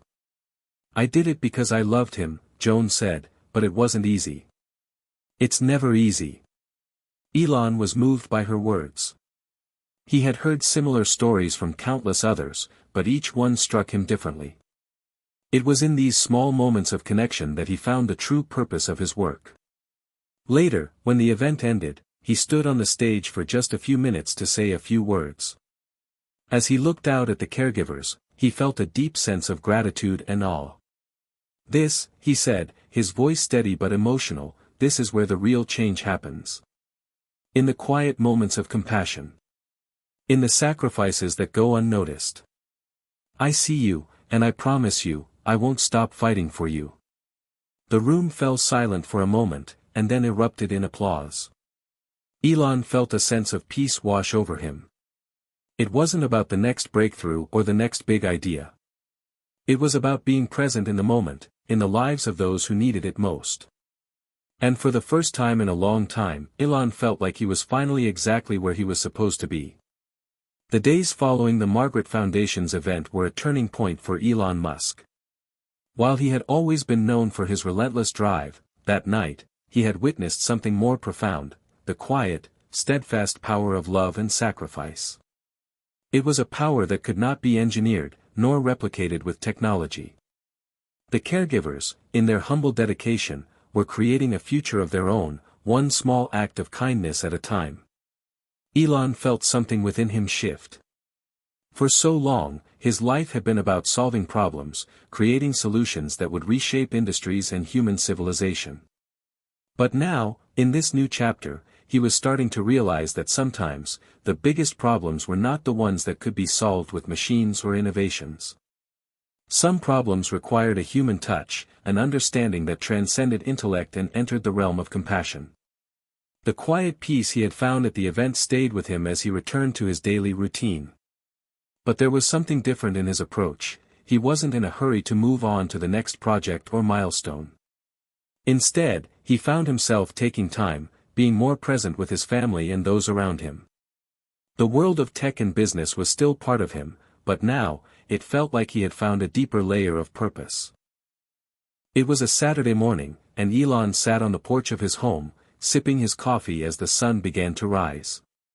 The sky was painted in soft hues of pink and orange, and a calm breeze rustled the leaves of the trees surrounding his property. It was moments like these that he had once overlooked in pursuit of greatness. But now, he reveled in the stillness, the opportunity to just be. His thoughts turned back to Margaret. She had been gone for some time now, but her influence on his life had been transformative. It was as if she had passed on a torch to him, a torch that illuminated the path of service, humility, and the deep satisfaction that came from caring for others. It wasn't just the caregivers that were affected by Margaret's legacy, it was everyone who had encountered her. Elon had made it his mission to ensure that her spirit lived on through the work of the foundation. Every day, he would think of her, and it was her memory that motivated him to press on, even when the work seemed overwhelming. Despite his growing sense of fulfillment in the caregiving work, there was still the matter of his strained relationships, particularly with his father, Errol. The conversation they had started weeks ago was still unfinished. Elon had taken the first step by reaching out, but the next step seemed harder to navigate. His father was a complicated figure, one who had always been distant and critical. The years of tension between them had created a wall that felt insurmountable at times. But the more Elon reflected, the more he realized that if he was to truly heal the relationships in his life, he needed to take ownership of his part in the breakdown. The Margaret Foundation was all about healing and nurturing, and it was time to extend that same grace to his own family. Elon decided to invite his father to dinner. It was a bold move, given their history, but he felt it was the only way forward. He wanted to make things right, to give their relationship the chance to grow into something different, something better. He called his father that evening. "Dad," Elon began, his voice steady but cautious, "I've been thinking a lot about our last conversation. I know we don't see eye to eye on a lot of things, but I want to try again. I want to invite you over for dinner. Let's talk. No pressure. Just talk." There was a long pause on the other end of the line, and for a moment, Elon wondered if his father would dismiss the invitation outright. But then, Errol's voice came through, quiet and hesitant. "Dinner, huh? All right. I'll come." The following Sunday, Elon prepared dinner himself, a simple but comforting meal of roast chicken, mashed potatoes, and a side of vegetables. He wanted to create a space where his father could feel comfortable, where there would be no distractions, just the two of them facing each other as father and son. When Errol arrived, he seemed wary, as if unsure of what to expect. Elon greeted him at the door and led him to the dining room, where the meal was set. The atmosphere was quiet at first, neither of them sure how to begin. Finally, after a few moments of awkward silence, Elon spoke. "I've been thinking about what you said," he began. "About how I don't need you. That maybe I've moved on from you. I realize now that I've let too many years go by without trying to repair things. I don't want that anymore. I want to try." Errol sat back in his chair, his eyes flickering with something that might have been surprise, or maybe it was just confusion. But Elon noticed a subtle shift. A moment of vulnerability. "I've always been proud of you, Elon," Errol said after a long pause. "But I never knew how to show it. I didn't know how to be the father you needed." Elon nodded, feeling a weight lift off his chest. It wasn't the apology he had been expecting, but it was a start. It was something. "I've always wanted your approval," Elon admitted, his voice quieter now. "But maybe I've been looking for it in the wrong places. I've been so focused on proving myself that I forgot to focus on the people who matter most. And that includes you." Errol sighed, a sound that seemed to carry years of regret and frustration. "I guess we both have a lot to make up for, don't we?" For the first time in a long while, Elon felt a flicker of hope. It was small, but it was real. Perhaps this dinner, this conversation, would be the beginning of something new, a new chapter in their relationship. Later that evening, after his father had left, Elon sat on the porch again, reflecting on the day. It had been a step forward, but he knew there was still much work to be done. The journey toward healing his family was just beginning, and it would take time, patience, and a willingness to be vulnerable. But as he looked out at the stars, he couldn't help but feel that he was on the right path. Maybe it wasn't the path he had originally envisioned, but it was the path he needed. He wasn't just building companies or changing industries anymore. He was building relationships, healing wounds, and creating a legacy that would last far beyond anything he could achieve with technology alone. In that quiet, still moment, he knew he was exactly where he needed to be. And for the first time in a long time, he felt at peace. Elon Musk sat at his desk in the quiet of his office, staring at a report that lay before him. He had always been someone driven by his work, by his mission to push humanity forward, but today his mind wandered to a different kind of future, a future shaped not by rockets or electric cars, but by the connections and relationships that had begun to matter more to him than any invention or technological marvel. It had been 2 weeks since the dinner with his father. The evening had been a delicate step forward, a crack in the fortress of silence that had existed between them for so long. But despite the breakthrough, Elon knew the road ahead was far from easy. There would be more uncomfortable conversations, more hard truths, and more time spent undoing years of distance and unspoken words. But there was hope now, a seed of change planted in the heart of his family. Elon closed the report and leaned back in his chair, his fingers tapping rhythmically against the desk. His thoughts turned to the legacy he had been building, not just in the business world, but now in the caregiving sector through the Margaret Foundation. The work he had started with the foundation was something that went beyond any of his previous ventures. It was about creating a world where human care and compassion were valued above everything else. It was about empowering people to care for each other and honoring the work of those who often went unseen. The Margaret Foundation had grown exponentially since its inception. From a small group of caregivers and supporters, it had blossomed into an international movement. The foundation was now influencing policies, advocating for better working conditions for caregivers, and providing resources to those who had dedicated their lives to taking care of others. Elon's role in it had become more than just financial or logistical. He was a symbol of what the world could look like when the pursuit of profit took a back seat to the pursuit of humanity. Still, there were moments when the weight of it all felt overwhelming. The pressure of constantly being in the public eye, the expectations to lead, to innovate, to make grand changes, it all piled on top of him. He had become used to working non-stop, sacrificing his personal life for the sake of his ambitions. But now, something had shifted. Elon realized he couldn't just keep pushing forward without considering the cost. It was no longer about just changing the world, it was about changing himself, too. As part of his commitment to finding balance, Elon had set aside a few days for a retreat. It wasn't a business retreat or a high-powered summit, it was a personal retreat, one where he would disconnect from the world, spend time with his thoughts, and reflect on his journey. He had booked a small cabin in the woods, far from the distractions of Silicon Valley. No phone calls, no meetings, just space to breathe. The first morning in the cabin was slow and peaceful. The air was crisp, and the only sounds were the chirping of birds and the rustling of leaves in the wind. Elon felt a sense of calm that he hadn't experienced in years. He woke early, made a cup of coffee, and sat on the porch, looking out over the vast expanse of trees and mountains that surrounded him. It was a stark contrast to the hustle and bustle of his normal life. He thought about his children. They had been on his mind a lot recently. He had promised himself that he would be more present in their lives, but there was still so much to do. His role as a father was something he had often struggled with, always balancing the demands of his work with the desire to be there for his kids. He couldn't help but feel guilty at times, wondering if he had missed out on too many moments. But sitting there, in the stillness of the woods, Elon began to understand something.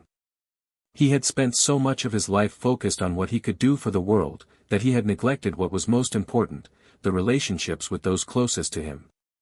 It wasn't too late, though. He could still change. He could still be the father his children needed, the son his father needed, and the man his world needed. But he had to do it with intention. As the retreat continued, Elon spent his days walking through the forest, reading, and reflecting. He wrote in his journal, processing his thoughts and emotions in a way that he had never allowed himself to do before. For the first time, he didn't feel the urgency to rush back into action. He allowed himself to just be. One evening, as the sun began to set and the sky turned a deep shade of purple, Elon found himself sitting on a large rock near a stream. The sound of the water flowing over the rocks was soothing, and for a moment, he felt a profound sense of peace. It was a fleeting feeling, but one that left a lasting impression. In that moment, he thought about Margaret, about the woman who had shaped so much of his understanding of caregiving and human connection. He remembered the way she had always been there for him, even when he didn't realize he needed her. Margaret had taught him something crucial, that it wasn't just about solving problems or achieving success, it was about the people around you, the love and care you gave, and the way you made others feel valued. Elon smiled to himself. Maybe this retreat wasn't just about finding peace, it was about understanding the true essence of success. It was about realizing that the most meaningful legacy he could leave was not measured in dollars or achievements, but in the way he made a difference in the lives of others. And that difference didn't have to be grand or world-changing. It could be as simple as being present, being kind, and showing up when it mattered most. When Elon returned to his office a few days later, he felt lighter, more grounded. He had spent time reflecting, recalibrating his priorities, and embracing the need for a new kind of leadership, one that was less about controlling and more about listening, about understanding the people who made everything possible. His first act upon his return was to arrange a meeting with the senior team at the Margaret Foundation. He wanted to discuss a new initiative, one that would focus on strengthening the emotional and psychological support for caregivers. He knew that caregiving, while often physically demanding, also took a significant emotional toll on those who were dedicating their lives to others. It was time for the foundation to provide not just material support, but also a space for caregivers to heal, to recharge, and to connect with others who understood their struggles. The meeting went well, and the initiative was set into motion. But as Elon sat in the conference room, surrounded by the team he had come to admire, he realized that this project wasn't just another task to check off his list. It was an embodiment of the change he had undergone in the past few months, one that focused not just on innovation, but on compassion, empathy, and genuine care. It was a new kind of success, one that he could truly be proud of. As the months passed, Elon continued to balance his commitments with the foundation and his personal life. His relationship with his father remained a work in progress, but there were small signs of progress. The dinners continued, each one building on the last, until they reached a point where they could finally speak openly about the past without the bitterness that had once clouded their conversations. Elon's connection with his children also grew stronger. He made an effort to be more involved in their lives, to listen to their thoughts and feelings, and to spend time with them beyond the world of technology. They had become his greatest source of inspiration and joy, and he knew that the legacy he left behind would be shaped by the love he gave them, just as much as the work he did in the world. The foundation flourished, not just in its mission but in its ability to touch lives. Elon's vision for the future had expanded, encompassing not just the cutting-edge technology of tomorrow, but the quiet, profound care that was needed today. He had learned that true innovation wasn't always about creating something new, it was about recognizing the value of what already existed and nurturing it. And in that realization, Elon Musk had found his new purpose. It wasn't about changing the world. It was about making the world a better place for those who needed it most. The months following the retreat had been transformative for Elon. His vision had expanded, and his efforts now seemed to focus on something far greater than anything he had done before. With the Margaret Foundation flourishing, he began to see his work from a new perspective, not just as a businessman, but as a human being trying to make the world a better place, not just technologically, but in every sense of the word. His days were still filled with meetings, but the atmosphere had shifted. Where once they had been driven solely by profitability and productivity, these meetings now felt centered around deeper issues, caregiving, emotional health, and the importance of human connection. Elon had become more engaged with the cause than he had ever been before. It wasn't about having another technological breakthrough, it was about addressing fundamental needs and giving those needs the respect they deserved. One afternoon, Elon received an unexpected call from one of his old colleagues, Laura, who had worked with him in the early days of Tesla. She had heard about the new direction he was taking with the foundation and was eager to catch up. They hadn't spoken in years, but Elon had always respected her insights and enthusiasm for new ventures. "Hey, Elon.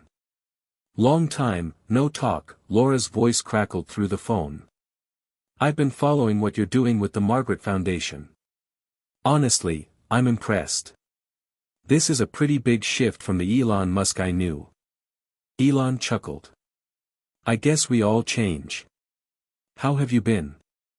"I've been good. Actually, that's kind of why I'm calling. I think I might have something that could really help with the foundation's next step. You've been doing great work, but have you thought about bringing technology into the caregiving space in a new way? Not just automation, but creating tools that genuinely help people connect, help them support each other, help them heal." Elon leaned forward, intrigued. Laura was always full of bold ideas, and her way of looking at things was fresh, even revolutionary. "Go on," he said. "I'm talking about using AI to help bridge the emotional gap," Laura continued. "There's a huge need for caregivers to have a support system, not just in terms of medical assistance, but emotionally. Imagine creating a platform where caregivers can connect, share their experiences, and receive emotional support in real time. But also, using AI to help track their stress levels, predict burnout, and give them tailored advice on self-care. It's all about creating an ecosystem where caregiving is as emotionally supported as it is physically supported." Elon thought for a moment. This was the kind of idea that could change everything.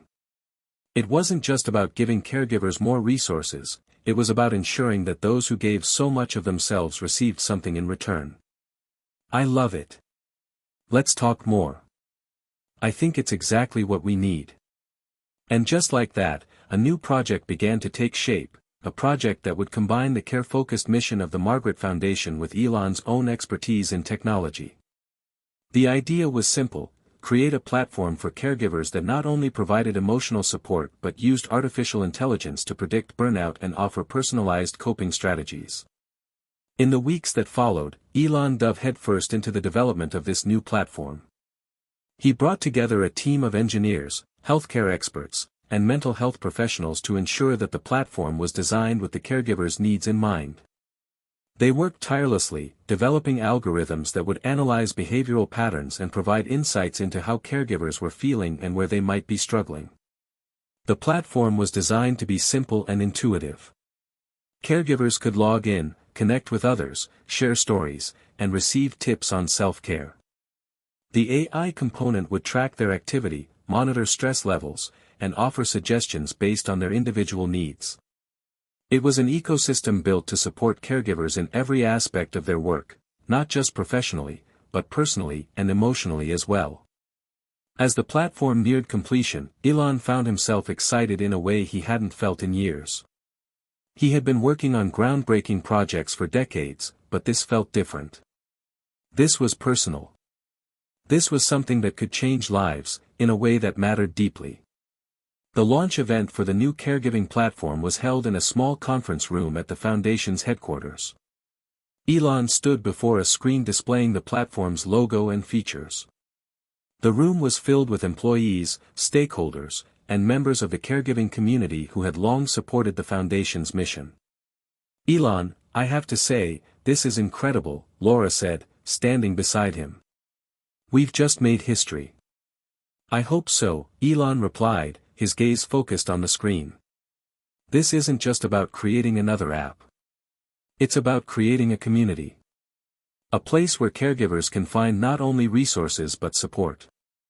This is something that speaks to the heart of what the Margaret Foundation is all about." As the platform went live, the response was overwhelming. Caregivers from all over the world logged on, eager to see how the new system could help them in their daily work. Within hours, the platform was buzzing with activity, stories of struggle, of triumph, of shared experiences. It was a place where people found solace in knowing they weren't alone, where they could receive real-time advice and support, and where their emotional well-being was just as important as their physical tasks. A few weeks after the launch, Elon received a letter. It was handwritten, the kind of personal touch that seemed rare in a world so dominated by technology. The letter came from a woman named Sarah, a caregiver who had been using the platform since it launched. "Dear Elon, I don't know if you'll ever read this, but I have to thank you. I've been a caregiver for over 20 years, and in all that time, no one has ever asked me how I'm doing emotionally. I've given so much of myself to the families I care for, but I've been running on empty for years. When I found your platform, I didn't know what to expect.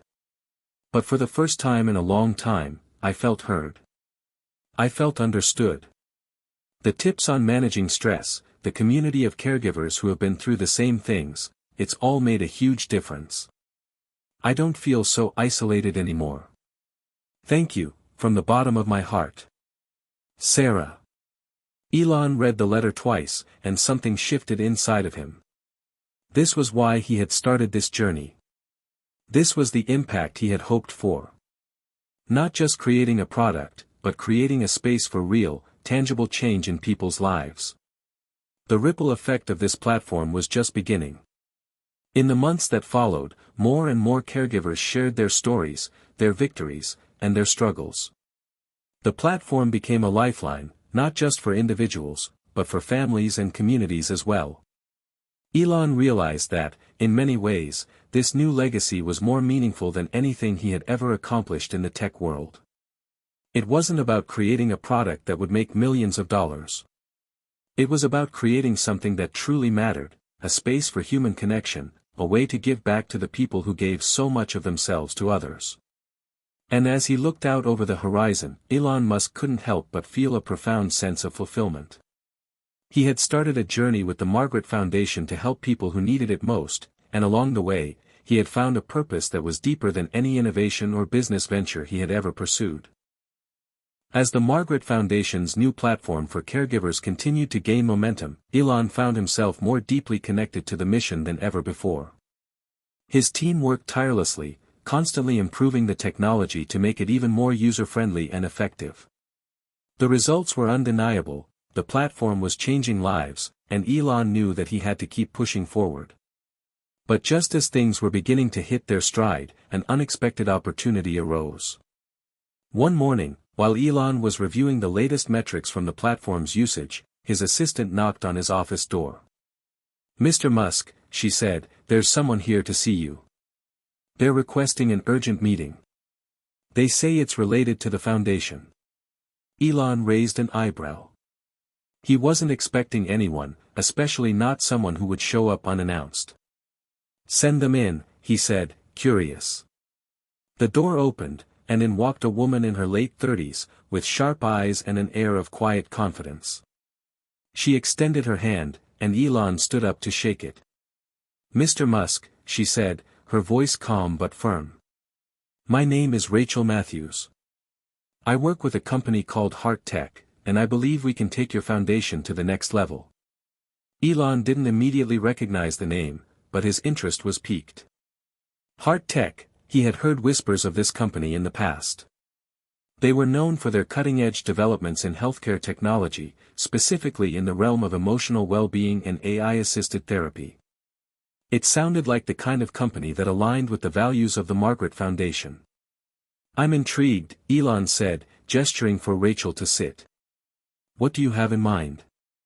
Rachel sat down and opened a sleek tablet, displaying a series of graphs and charts. "We've been developing a new AI-assisted emotional health program that could be a game-changer for the caregiving industry," she began. "What we've created is a system that not only provides real-time emotional support but also helps individuals track and manage their mental health in a much more proactive way. Our technology can identify emotional patterns, predict potential burnout, and provide caregivers with real-time coping mechanisms." Elon leaned forward, his eyes narrowing slightly as he examined the data on the tablet. "Sounds like you've done some impressive work," he said. "But how does this fit with what we're already doing at the Margaret Foundation?" Rachel smiled. "That's exactly why I'm here. Our technology is designed to work seamlessly with your existing platform. We're not just providing emotional support, we're enhancing your caregivers' experiences. Our system works as a complement to what you've already built, taking it one step further by offering more individualized and in-depth emotional guidance." Elon felt a spark of excitement. He had always believed in the power of AI, but this felt different. It wasn't just about using technology to solve a problem, it was about using technology to truly understand and assist people on an emotional level. "I'm listening," Elon said. Rachel continued, "Imagine a caregiver who's experiencing fatigue, but doesn't know how to address it. Our system could analyze their activity, their sleep patterns, and emotional signals, then provide them with personalized self-care strategies. It's all about preventing burnout before it happens and ensuring that caregivers have the tools to maintain their well-being." Elon sat back in his chair, processing the information. This partnership could elevate everything the Margaret Foundation stood for. It was exactly what the platform needed to provide more holistic support for caregivers. "This is promising," he said, his mind racing with possibilities. "But what's the catch? You said you wanted to partner with the foundation, what do you need from us?" Rachel's eyes gleamed with determination. "We need access to your user base. Heart Tech's technology is already proven, but we need real-world application and validation. The data from your platform would be invaluable in helping us refine the system and expand its capabilities." Elon thought for a moment.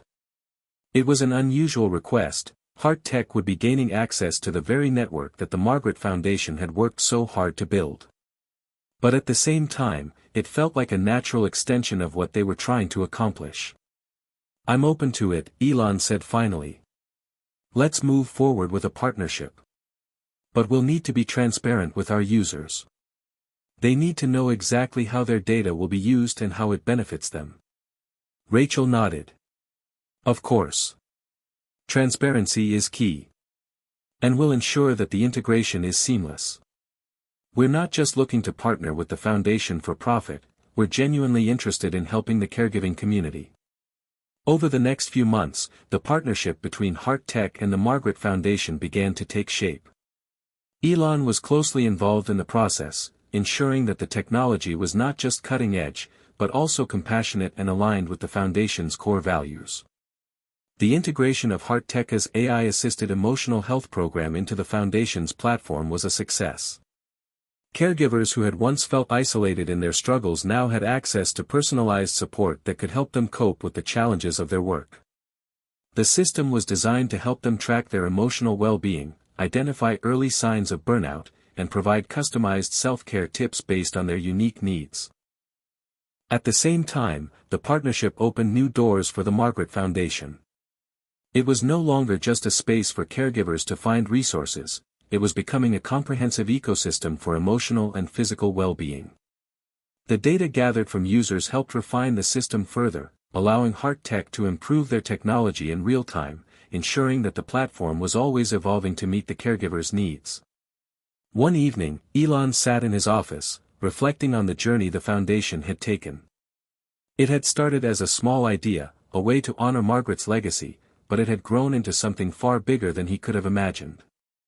The partnership with Heart Tech had proven to be a pivotal moment, propelling the foundation forward and giving it the technological edge it needed to continue supporting caregivers in more profound ways. But beyond the success of the partnership, Elon felt a sense of peace.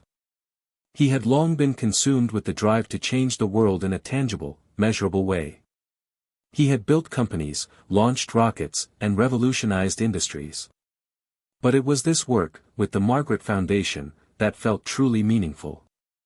It was about making an impact on the lives of individuals, those who gave selflessly to others, often at the expense of their own well-being. As he looked at the data on his computer screen, showing the progress of the new platform and the impact it was having on caregivers, Elon smiled.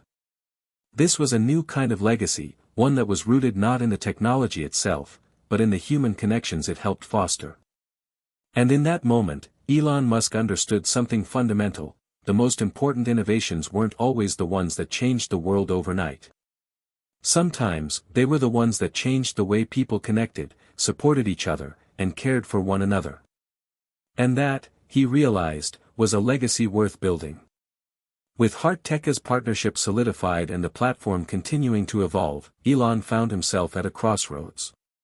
The future of the Margaret Foundation was bright, but there were new questions on the horizon. What came next? What more could he do to ensure that caregivers weren't just supported, but truly empowered? As the foundation flourished, so too did Elon's understanding of what true success meant.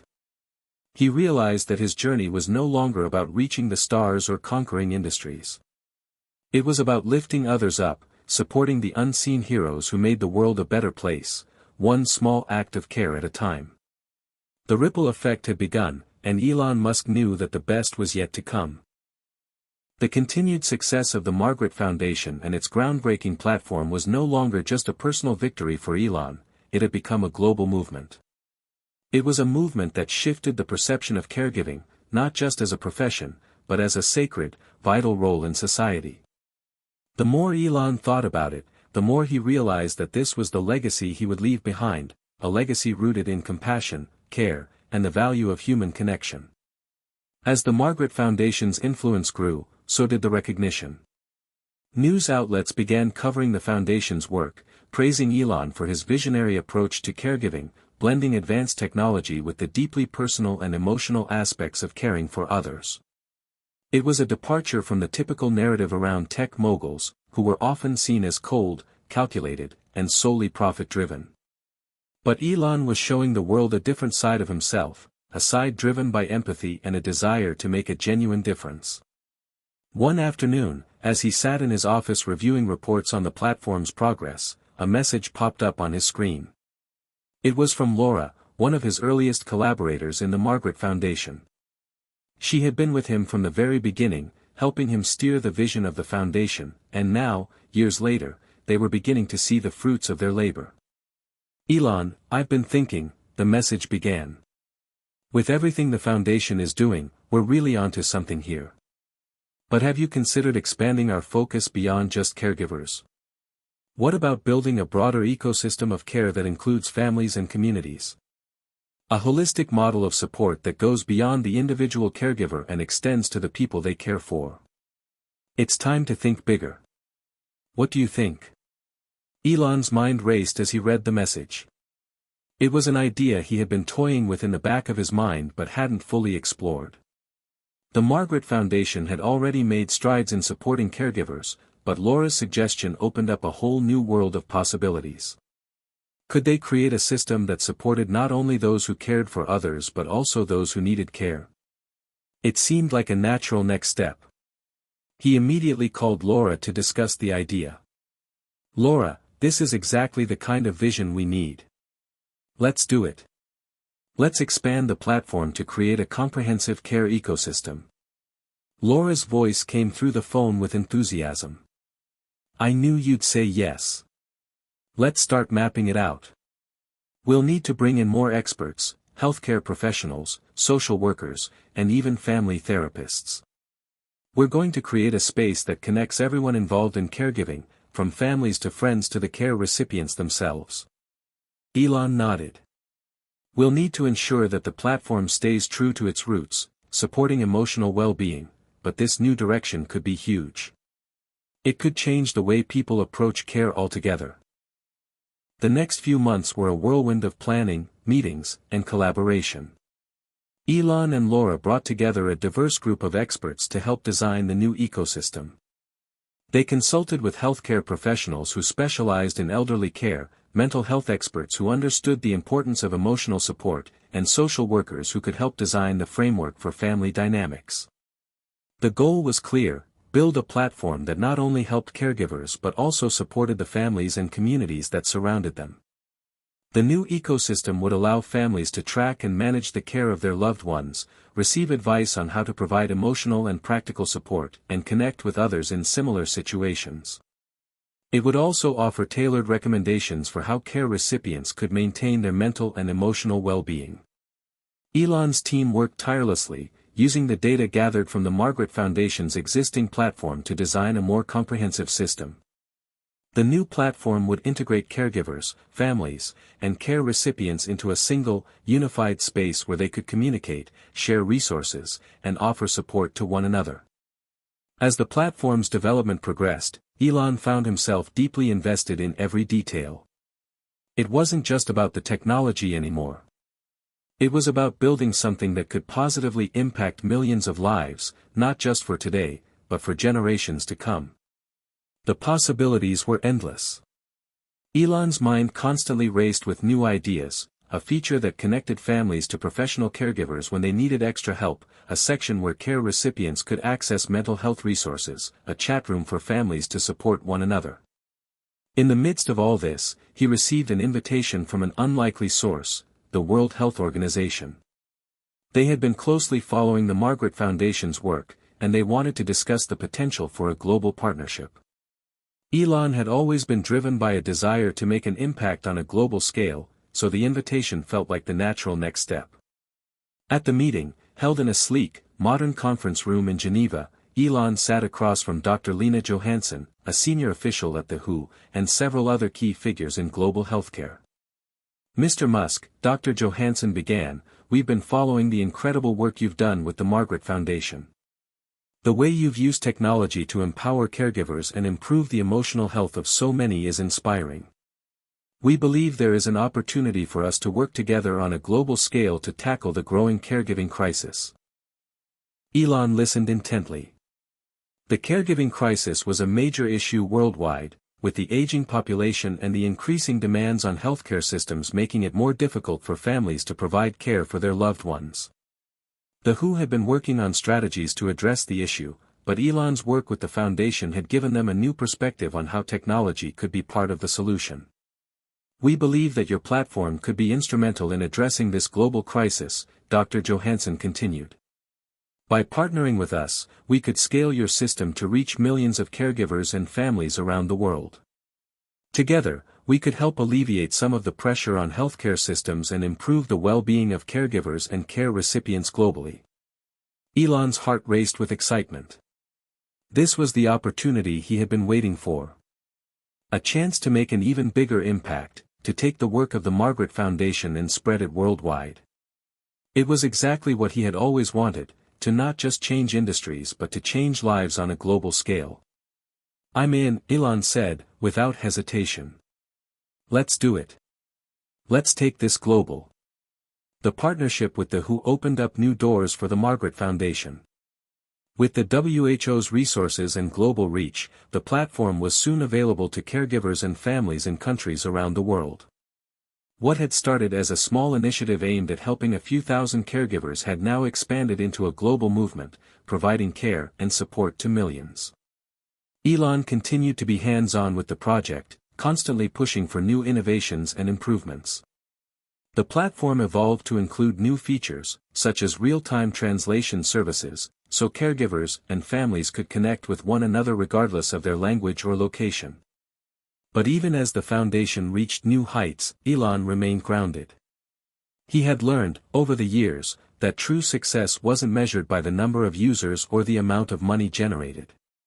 It was measured by the impact on people's lives. And in this moment, Elon knew they had done something extraordinary. They had built something that truly made a difference, a global ecosystem of care that connected people and helped them support one another, no matter where they were. As he looked out of his office window, watching the sun set over the horizon, Elon Musk couldn't help but smile. This wasn't just about technology. It wasn't about profits or fame. It was about something far more meaningful, a legacy of care that would endure for generations. And that, he realized, was what truly mattered. With the global partnership underway and millions of caregivers benefiting from the platform, Elon was at the pinnacle of his journey with the Margaret Foundation. But as he looked ahead, he couldn't shake the feeling that something was missing. Despite the undeniable success, the impact on a global scale was just the beginning. He still hadn't fully solved the toughest challenge yet, the most personal and profound test of all. The Foundation's platform had evolved into an ecosystem that touched lives in meaningful ways. But Elon knew that true progress was never linear. There was always more work to be done. The caregivers and families who relied on it were finding support, but could it last? Would the system be able to adapt to the rapidly changing needs of an aging population and their evolving care requirements? This question loomed larger each day. Elon had always been a visionary, someone who saw challenges not as barriers but as opportunities for innovation. But now, he had to confront a new dilemma. As successful as the platform had been, the Foundation's ultimate test wasn't about expanding its reach or improving its technology. It was about sustainability. Could the system continue to provide real value to caregivers long into the future, as the landscape of caregiving and technology shifted? One afternoon, as he sat in his office reviewing the analytics and feedback from the platform's users, he received an unexpected call from an old acquaintance, Richard Harris, a prominent healthcare strategist who had spent years advising governments and major organizations on healthcare policies. "Elon, it's been a while," Richard said when Elon picked up. "I've been following the work you're doing with the Margaret Foundation, and I have to say, I'm impressed. But I think it's time we talk about the next step. The world has changed. You've got an opportunity here, but it's going to take a new approach." Elon leaned forward. "What do you mean, Richard?" Richard's voice became more serious. "You've built an incredible platform, but the question now is, how do you ensure its long-term viability? With the pace of technological change, the complexity of healthcare needs, and the growing demands of an aging population, you're going to face new challenges. You've got a window to build a truly sustainable, scalable care system, but it's going to take more than just technology." Elon sat in silence for a moment, absorbing the weight of Richard's words. He had always focused on building systems that worked, but Richard was right. Sustainability wasn't just about creating a functional product, it was about creating something that could endure through changing political landscapes, economic conditions, and evolving technological needs. I've been thinking about that too, Elon said finally. But what's the answer?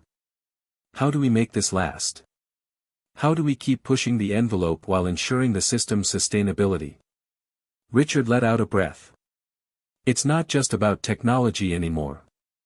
It's about building partnerships with governments, institutions, and non-profit organizations. You need to connect with the people who are shaping healthcare policy and create a framework that can survive long-term budget cuts and changes in healthcare priorities. Elon knew Richard was right. The key to success wasn't just in the platform itself, it was in the way it could be integrated into the broader global healthcare system. He needed to find a way to secure lasting partnerships with the right organizations to ensure that the foundation's work didn't just become another passing trend in the ever-changing landscape of technology and healthcare. The next few weeks were a whirlwind. Elon met with healthcare policymakers, international organizations, and leading social entrepreneurs, all with the goal of understanding how the Margaret Foundation could secure its place in the future of global healthcare. He spoke with government leaders from Europe, Asia, and North America, engaging in intense discussions about funding, sustainability, and policy. Elon understood the need for collaboration with governments, but he also knew that those partnerships had to be built on trust and a shared vision. It wasn't about being an outsider pushing a new technology, it was about becoming an integral part of the caregiving ecosystem. In the middle of all this, he received a call from Laura. Elon, I think we've got it. We've been working with a team of researchers, and we've found a way to integrate the platform into existing healthcare infrastructure. It's a game changer. If we can get buy-in from the key stakeholders, we could secure funding from both public and private sectors. Elon's mind began to race with possibilities. The idea of integrating the platform into existing infrastructure meant that they wouldn't have to reinvent the wheel, they could build on the systems already in place, making them more efficient and sustainable. This wasn't just a tech solution, it was a policy solution, one that could be adopted worldwide. We'll need to prove it works, Elon said, a sense of determination in his voice. Let's set up a pilot program. We need real-world data to show that the system can integrate seamlessly into healthcare systems without disrupting what's already in place.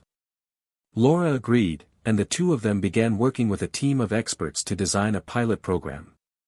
The goal was simple: prove that the platform could provide value within the constraints of the existing healthcare infrastructure, while offering significant improvements to the care system overall. The pilot program was launched in several regions, including parts of Europe and the US. It was a massive undertaking, and the pressure was on. The success of the project would determine whether the platform could truly become a long-term solution to the caregiving crisis, or if it was just another technology experiment that couldn't keep up with the real-world challenges. Elon was fully immersed in the process. He spent days in meetings with local healthcare leaders, offering them guidance and answering questions. As the pilot unfolded, there were moments of success and moments of struggle, but Elon and his team remained focused. The data they were gathering was showing real promise. Caregivers reported less burnout, families were able to track and manage care more effectively, and even patients seemed to benefit from the integrated platform. But there were challenges. Some healthcare institutions were slow to adopt new technology, wary of disruptions to their traditional workflows. Other regions faced budget constraints that made it difficult to fully implement the program. Elon knew that these were obstacles, but he also knew that nothing worth doing was ever easy.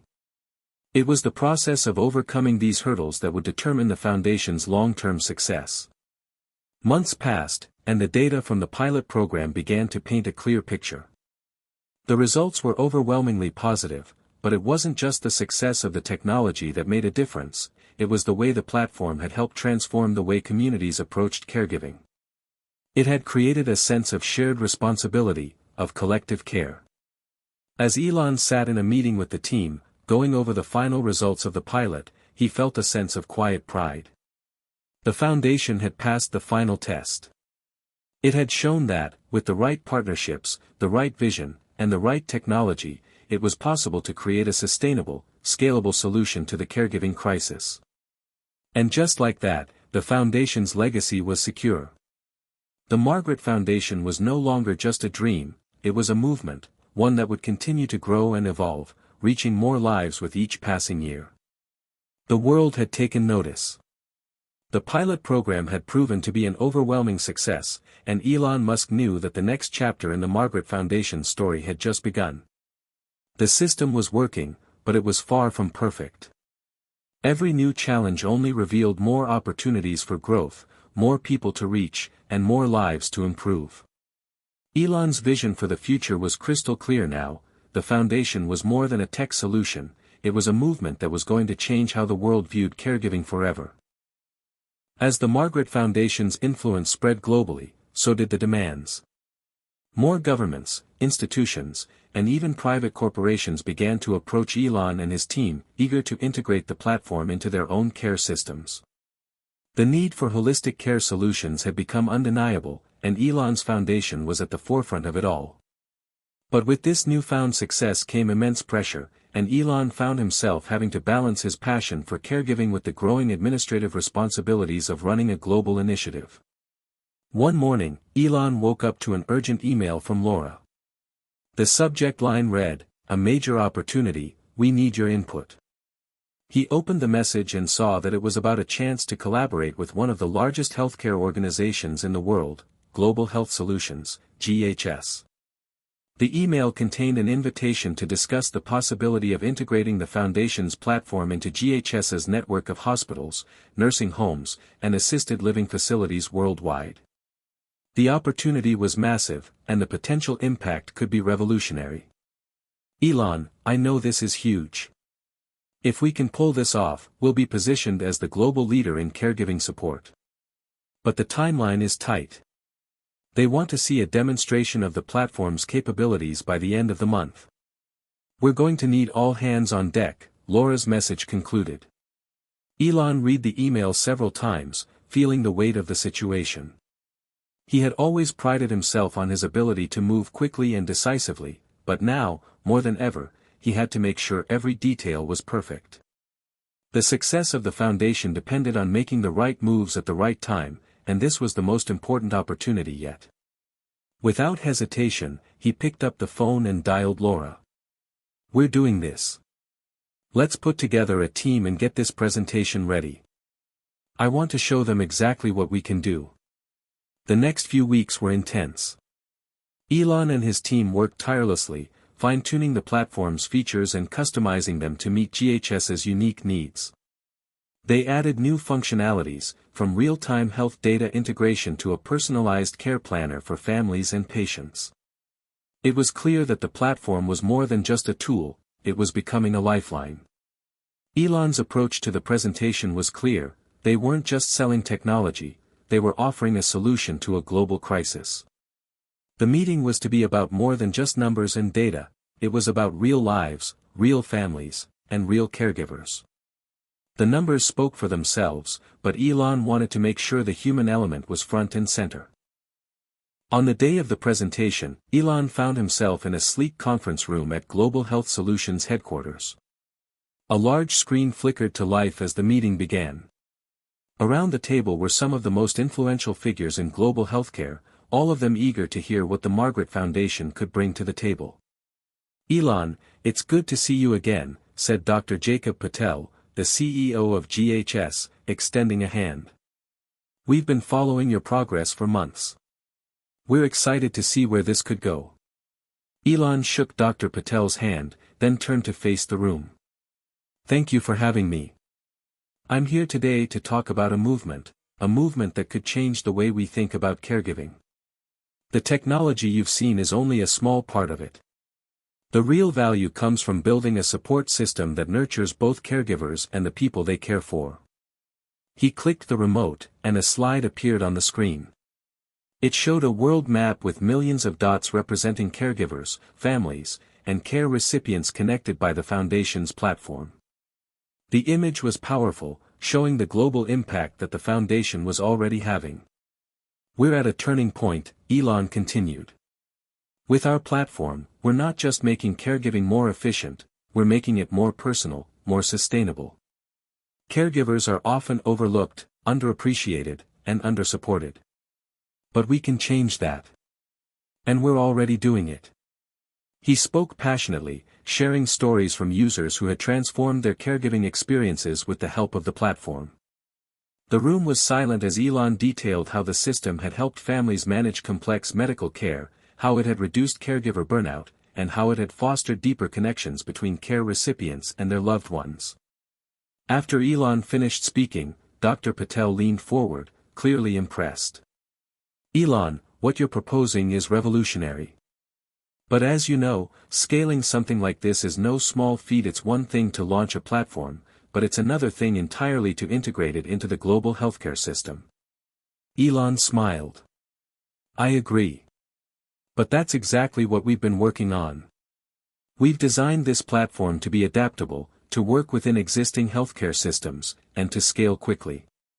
With your support, we can ensure that this becomes part of the solution to the caregiving crisis." For the next hour, they discussed the finer details, the technical requirements, the financial backing, the logistics of integrating the platform into GHS's operations. It was a tough conversation, but one that left both parties excited about the possibilities. When the meeting concluded, Dr. Patel turned to Elon. "You've given us a lot to think about. We'll need a few weeks to discuss the next steps, but I can tell you this, we're very interested in moving forward." Elon shook hands with Dr. Patel once again. "I look forward to hearing from you." Weeks later, the news came, Global Health Solutions was on board. They had decided to partner with the Margaret Foundation, and the next phase of the project was set to begin. The partnership would allow the foundation to scale exponentially, reaching hospitals, assisted living facilities, and nursing homes around the world. Elon knew that this was the moment that would truly define the future of caregiving. But there was still one challenge that weighed heavily on his mind. The world was changing quickly, and with the foundation's global expansion, there were new ethical, logistical, and social questions to address. Would this new era of caregiving truly be sustainable? Could they maintain the personal, human touch as they expanded? In the quiet moments, Elon found himself thinking back to Margaret, the woman who had sparked this entire journey. She had taught him that caregiving wasn't just about technology, it was about people. And no matter how far the foundation went, he promised himself that the heart of the movement would always remain rooted in love and care. As the partnership with GHS began to take shape, Elon knew that the real work was just beginning. The global caregiving system was evolving, and the Margaret Foundation was leading the way into a new era, an era of compassion, connection, and sustainable care.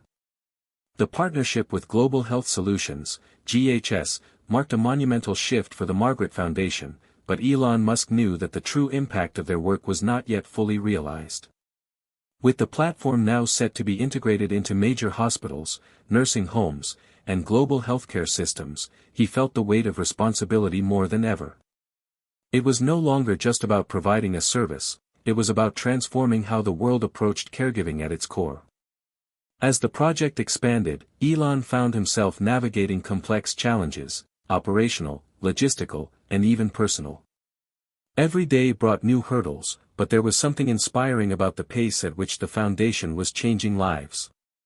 The feedback from caregivers, families, and patients was overwhelmingly positive, but there were still those who doubted the system's ability to truly make a difference on a global scale. And then there were the unforeseen complications. One of the most pressing issues was the integration of the platform into healthcare systems that were already stretched thin. While many countries welcomed the foundation's advancements, others were hesitant. Some health systems had been in place for decades, and adopting new technology meant confronting not just technical limitations, but also deep-seated traditions and institutional inertia. Elon spent more time than ever meeting with international leaders and healthcare administrators, explaining the merits of the platform and offering tailored solutions for each country's unique challenges. But there was still work to do. In many cases, resistance came from places where care models were stuck in outdated approaches, and convincing them that a new system could help required more than just statistics, it required empathy and deep understanding. Despite these obstacles, the platform continued to evolve. With each new challenge, the team improved the technology, making it more adaptable and user-friendly. Feedback from both caregivers and families became the foundation for iterative updates. They were working to make the platform not only a tool for managing care but a vital part of how people connected with one another in their most vulnerable moments. One day, after a particularly exhausting round of meetings, Elon found himself sitting in his office, staring at a digital map of the world on his screen. On the map were thousands of active dots, representing users of the platform. These dots weren't just numbers, they represented people, caregivers, families, and loved ones who had experienced firsthand how the foundation had transformed their care routines. As he clicked through different regions, he was struck by the diversity of the data. The stories from rural areas where healthcare services were scarce were some of the most heartening. In these places, caregivers were using the platform to stay connected with healthcare providers in urban centers, allowing them to get the support they needed without having to travel long distances. The level of impact was real, immediate, and life-changing. Elon picked up the phone and called Laura, who had become one of his closest confidants throughout this journey. "I've been looking at the data," he said, his voice thoughtful. "I can see how much progress we've made, but I can also see where we still have room to grow." Laura, ever the pragmatic partner, responded with her usual calmness. "You're right. But every new step forward is a win. We're learning, and we're building. And that's what matters." Elon paused, letting her words sink in. "I think it's time to take a step back and evaluate how we're scaling. We've got to ensure that what we've built will continue to be sustainable in the long run. It's not just about the tech, it's about the people who use it." A few days later, Elon made an announcement to the team: it was time to invest in the next phase of the foundation. This phase wouldn't just be about refining the platform, it would be about creating a lasting infrastructure that would ensure the platform's impact for generations to come. The focus would be on improving the training and education programs for caregivers and healthcare providers, expanding outreach, and ensuring that everyone from medical professionals to families had the tools they needed to use the platform effectively. Elon was determined that no matter how large the organization became, the foundation would remain deeply connected to the people it served. He pushed for localized support teams to provide personalized help for caregivers, allowing them to resolve issues quickly and ensuring that every person using the platform had access to resources they could trust. "We have to make sure that we're not just a platform that provides solutions, we need to be a support system. A community. And that means having people available to help, whenever and wherever they're needed," Elon explained during a team meeting. The shift toward creating a global support system proved to be the right move. As the platform continued to scale, more and more stories began to surface from users who had found life-changing support through the foundation. One such story came from a rural community in the Midwest. A caregiver, Sarah, had been struggling with balancing her work and her responsibilities caring for her elderly mother, who had developed advanced Alzheimer's. Sarah felt isolated and overwhelmed by the burden, but after discovering the Foundation's platform, she was able to connect with a network of healthcare professionals and other caregivers. Through the platform, Sarah was able to access real-time advice on managing her mother's symptoms and receive emotional support from a community of caregivers who understood what she was going through. The connection to others made her feel less alone, and she was able to better manage her responsibilities. She even started a local support group with other caregivers, using the platform to coordinate meetings and share resources. Sarah's story was just one of thousands, and it was a powerful reminder of the ripple effect the foundation was having on individuals, families, and entire communities. But the foundation wasn't just changing lives, it was also inspiring other movements. As the caregiving system began to improve, other sectors started to take notice. Nonprofits focused on elderly care, governments, and even corporations looking to offer benefits to their employees all saw the potential of the platform. The Margaret Foundation wasn't just creating a technology solution, it was igniting a global conversation about the importance of caregiving and the need to reform the way society treats its caregivers. The ripple effect was growing, and Elon realized that they were no longer just responding to a crisis, they were leading a movement that was transforming the future of care.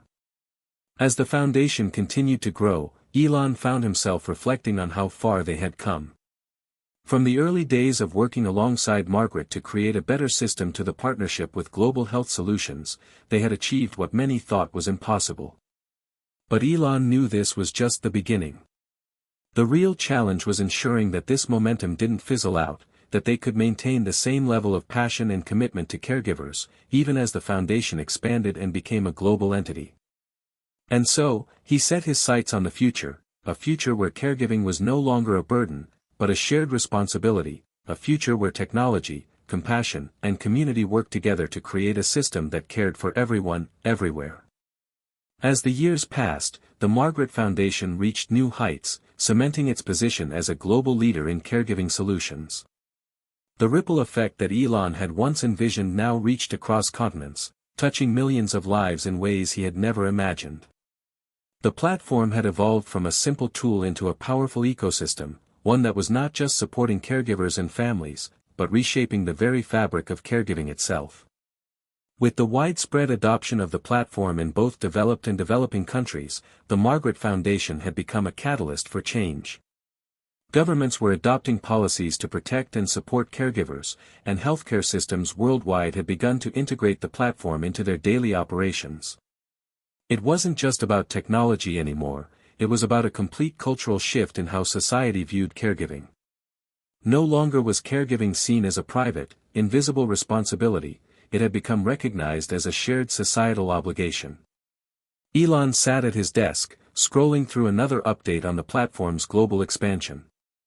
The numbers were staggering, millions of caregivers were now using the platform, and the impact on their lives was clear. The feedback from families, healthcare workers, and care recipients themselves spoke volumes. The foundation had truly become an integral part of the caregiving ecosystem. But Elon knew there was still so much work to do. He reflected on the journey that had brought him here, the long nights spent in front of screens, the countless meetings, the endless challenges. But there had always been a driving force behind it all, the promise he made to Margaret, the woman who had inspired this movement. The Margaret Foundation wasn't just a technological solution, it was a tribute to her legacy and to the millions of caregivers like her who had given so much without asking for anything in return. Elon had spent the past few years in the spotlight, but now, as he looked back on everything they had achieved, he felt a deep sense of gratitude and humility. He had always been known for his work in space exploration, electric cars, and AI, but this project, this was different. It was personal. It was the culmination of his belief that technology could be used to create real, lasting change in the world. And now, it was evident, they had done just that. On a sunny afternoon, Elon was invited to speak at the United Nations Global Summit on Aging, a major event focused on solutions for the world's aging population. The invitation was a testament to the profound impact the Margaret Foundation had made globally. As he prepared for his speech, Elon thought about the message he wanted to deliver. It wasn't about the numbers or the statistics, it was about the people, the caregivers who had silently carried the weight of the world on their shoulders, and the families who had learned to lean on each other in ways they never thought possible. When Elon took the stage, he was met with a standing ovation. His speech was heartfelt, a reflection of everything the foundation had accomplished. We are here today not just because of the technology we've created, but because of the people who have used it to change their lives. This movement, this revolution in caregiving, is powered by the compassion, strength, and resilience of caregivers everywhere. He spoke about the countless stories of people like Sarah, the caregiver from the Midwest, and how the foundation had enabled her to reclaim her life while providing the best care for her mother. Every one of us has a story, he said, and these stories are the heart of what we do. We've created something that isn't just a tool for managing health, it's a lifeline for families. The speech resonated with the audience, and as Elon wrapped up, he was overwhelmed by the outpouring of support. He could see the wheels turning in the minds of world leaders, healthcare professionals, and activists. The foundation had not only helped families manage care, but it had also sparked a larger conversation about how society treats its most vulnerable members. It was clear now, caregiving was no longer an afterthought in the world's priorities. In the months that followed, the foundation expanded into even more sectors.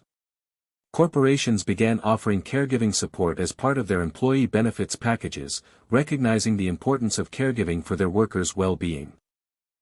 Schools and universities integrated caregiving education into their curriculums, teaching the next generation of professionals how to manage care responsibilities effectively.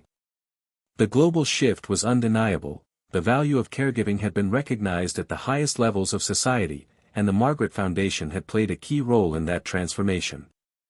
Yet, even as the foundation flourished, Elon never lost sight of the core principles that had motivated him from the beginning: compassion, care, and human connection. He spent less time in boardrooms and more time with caregivers and families. He traveled to remote communities and visited hospitals, always seeking new ways to improve the platform and make caregiving even more effective.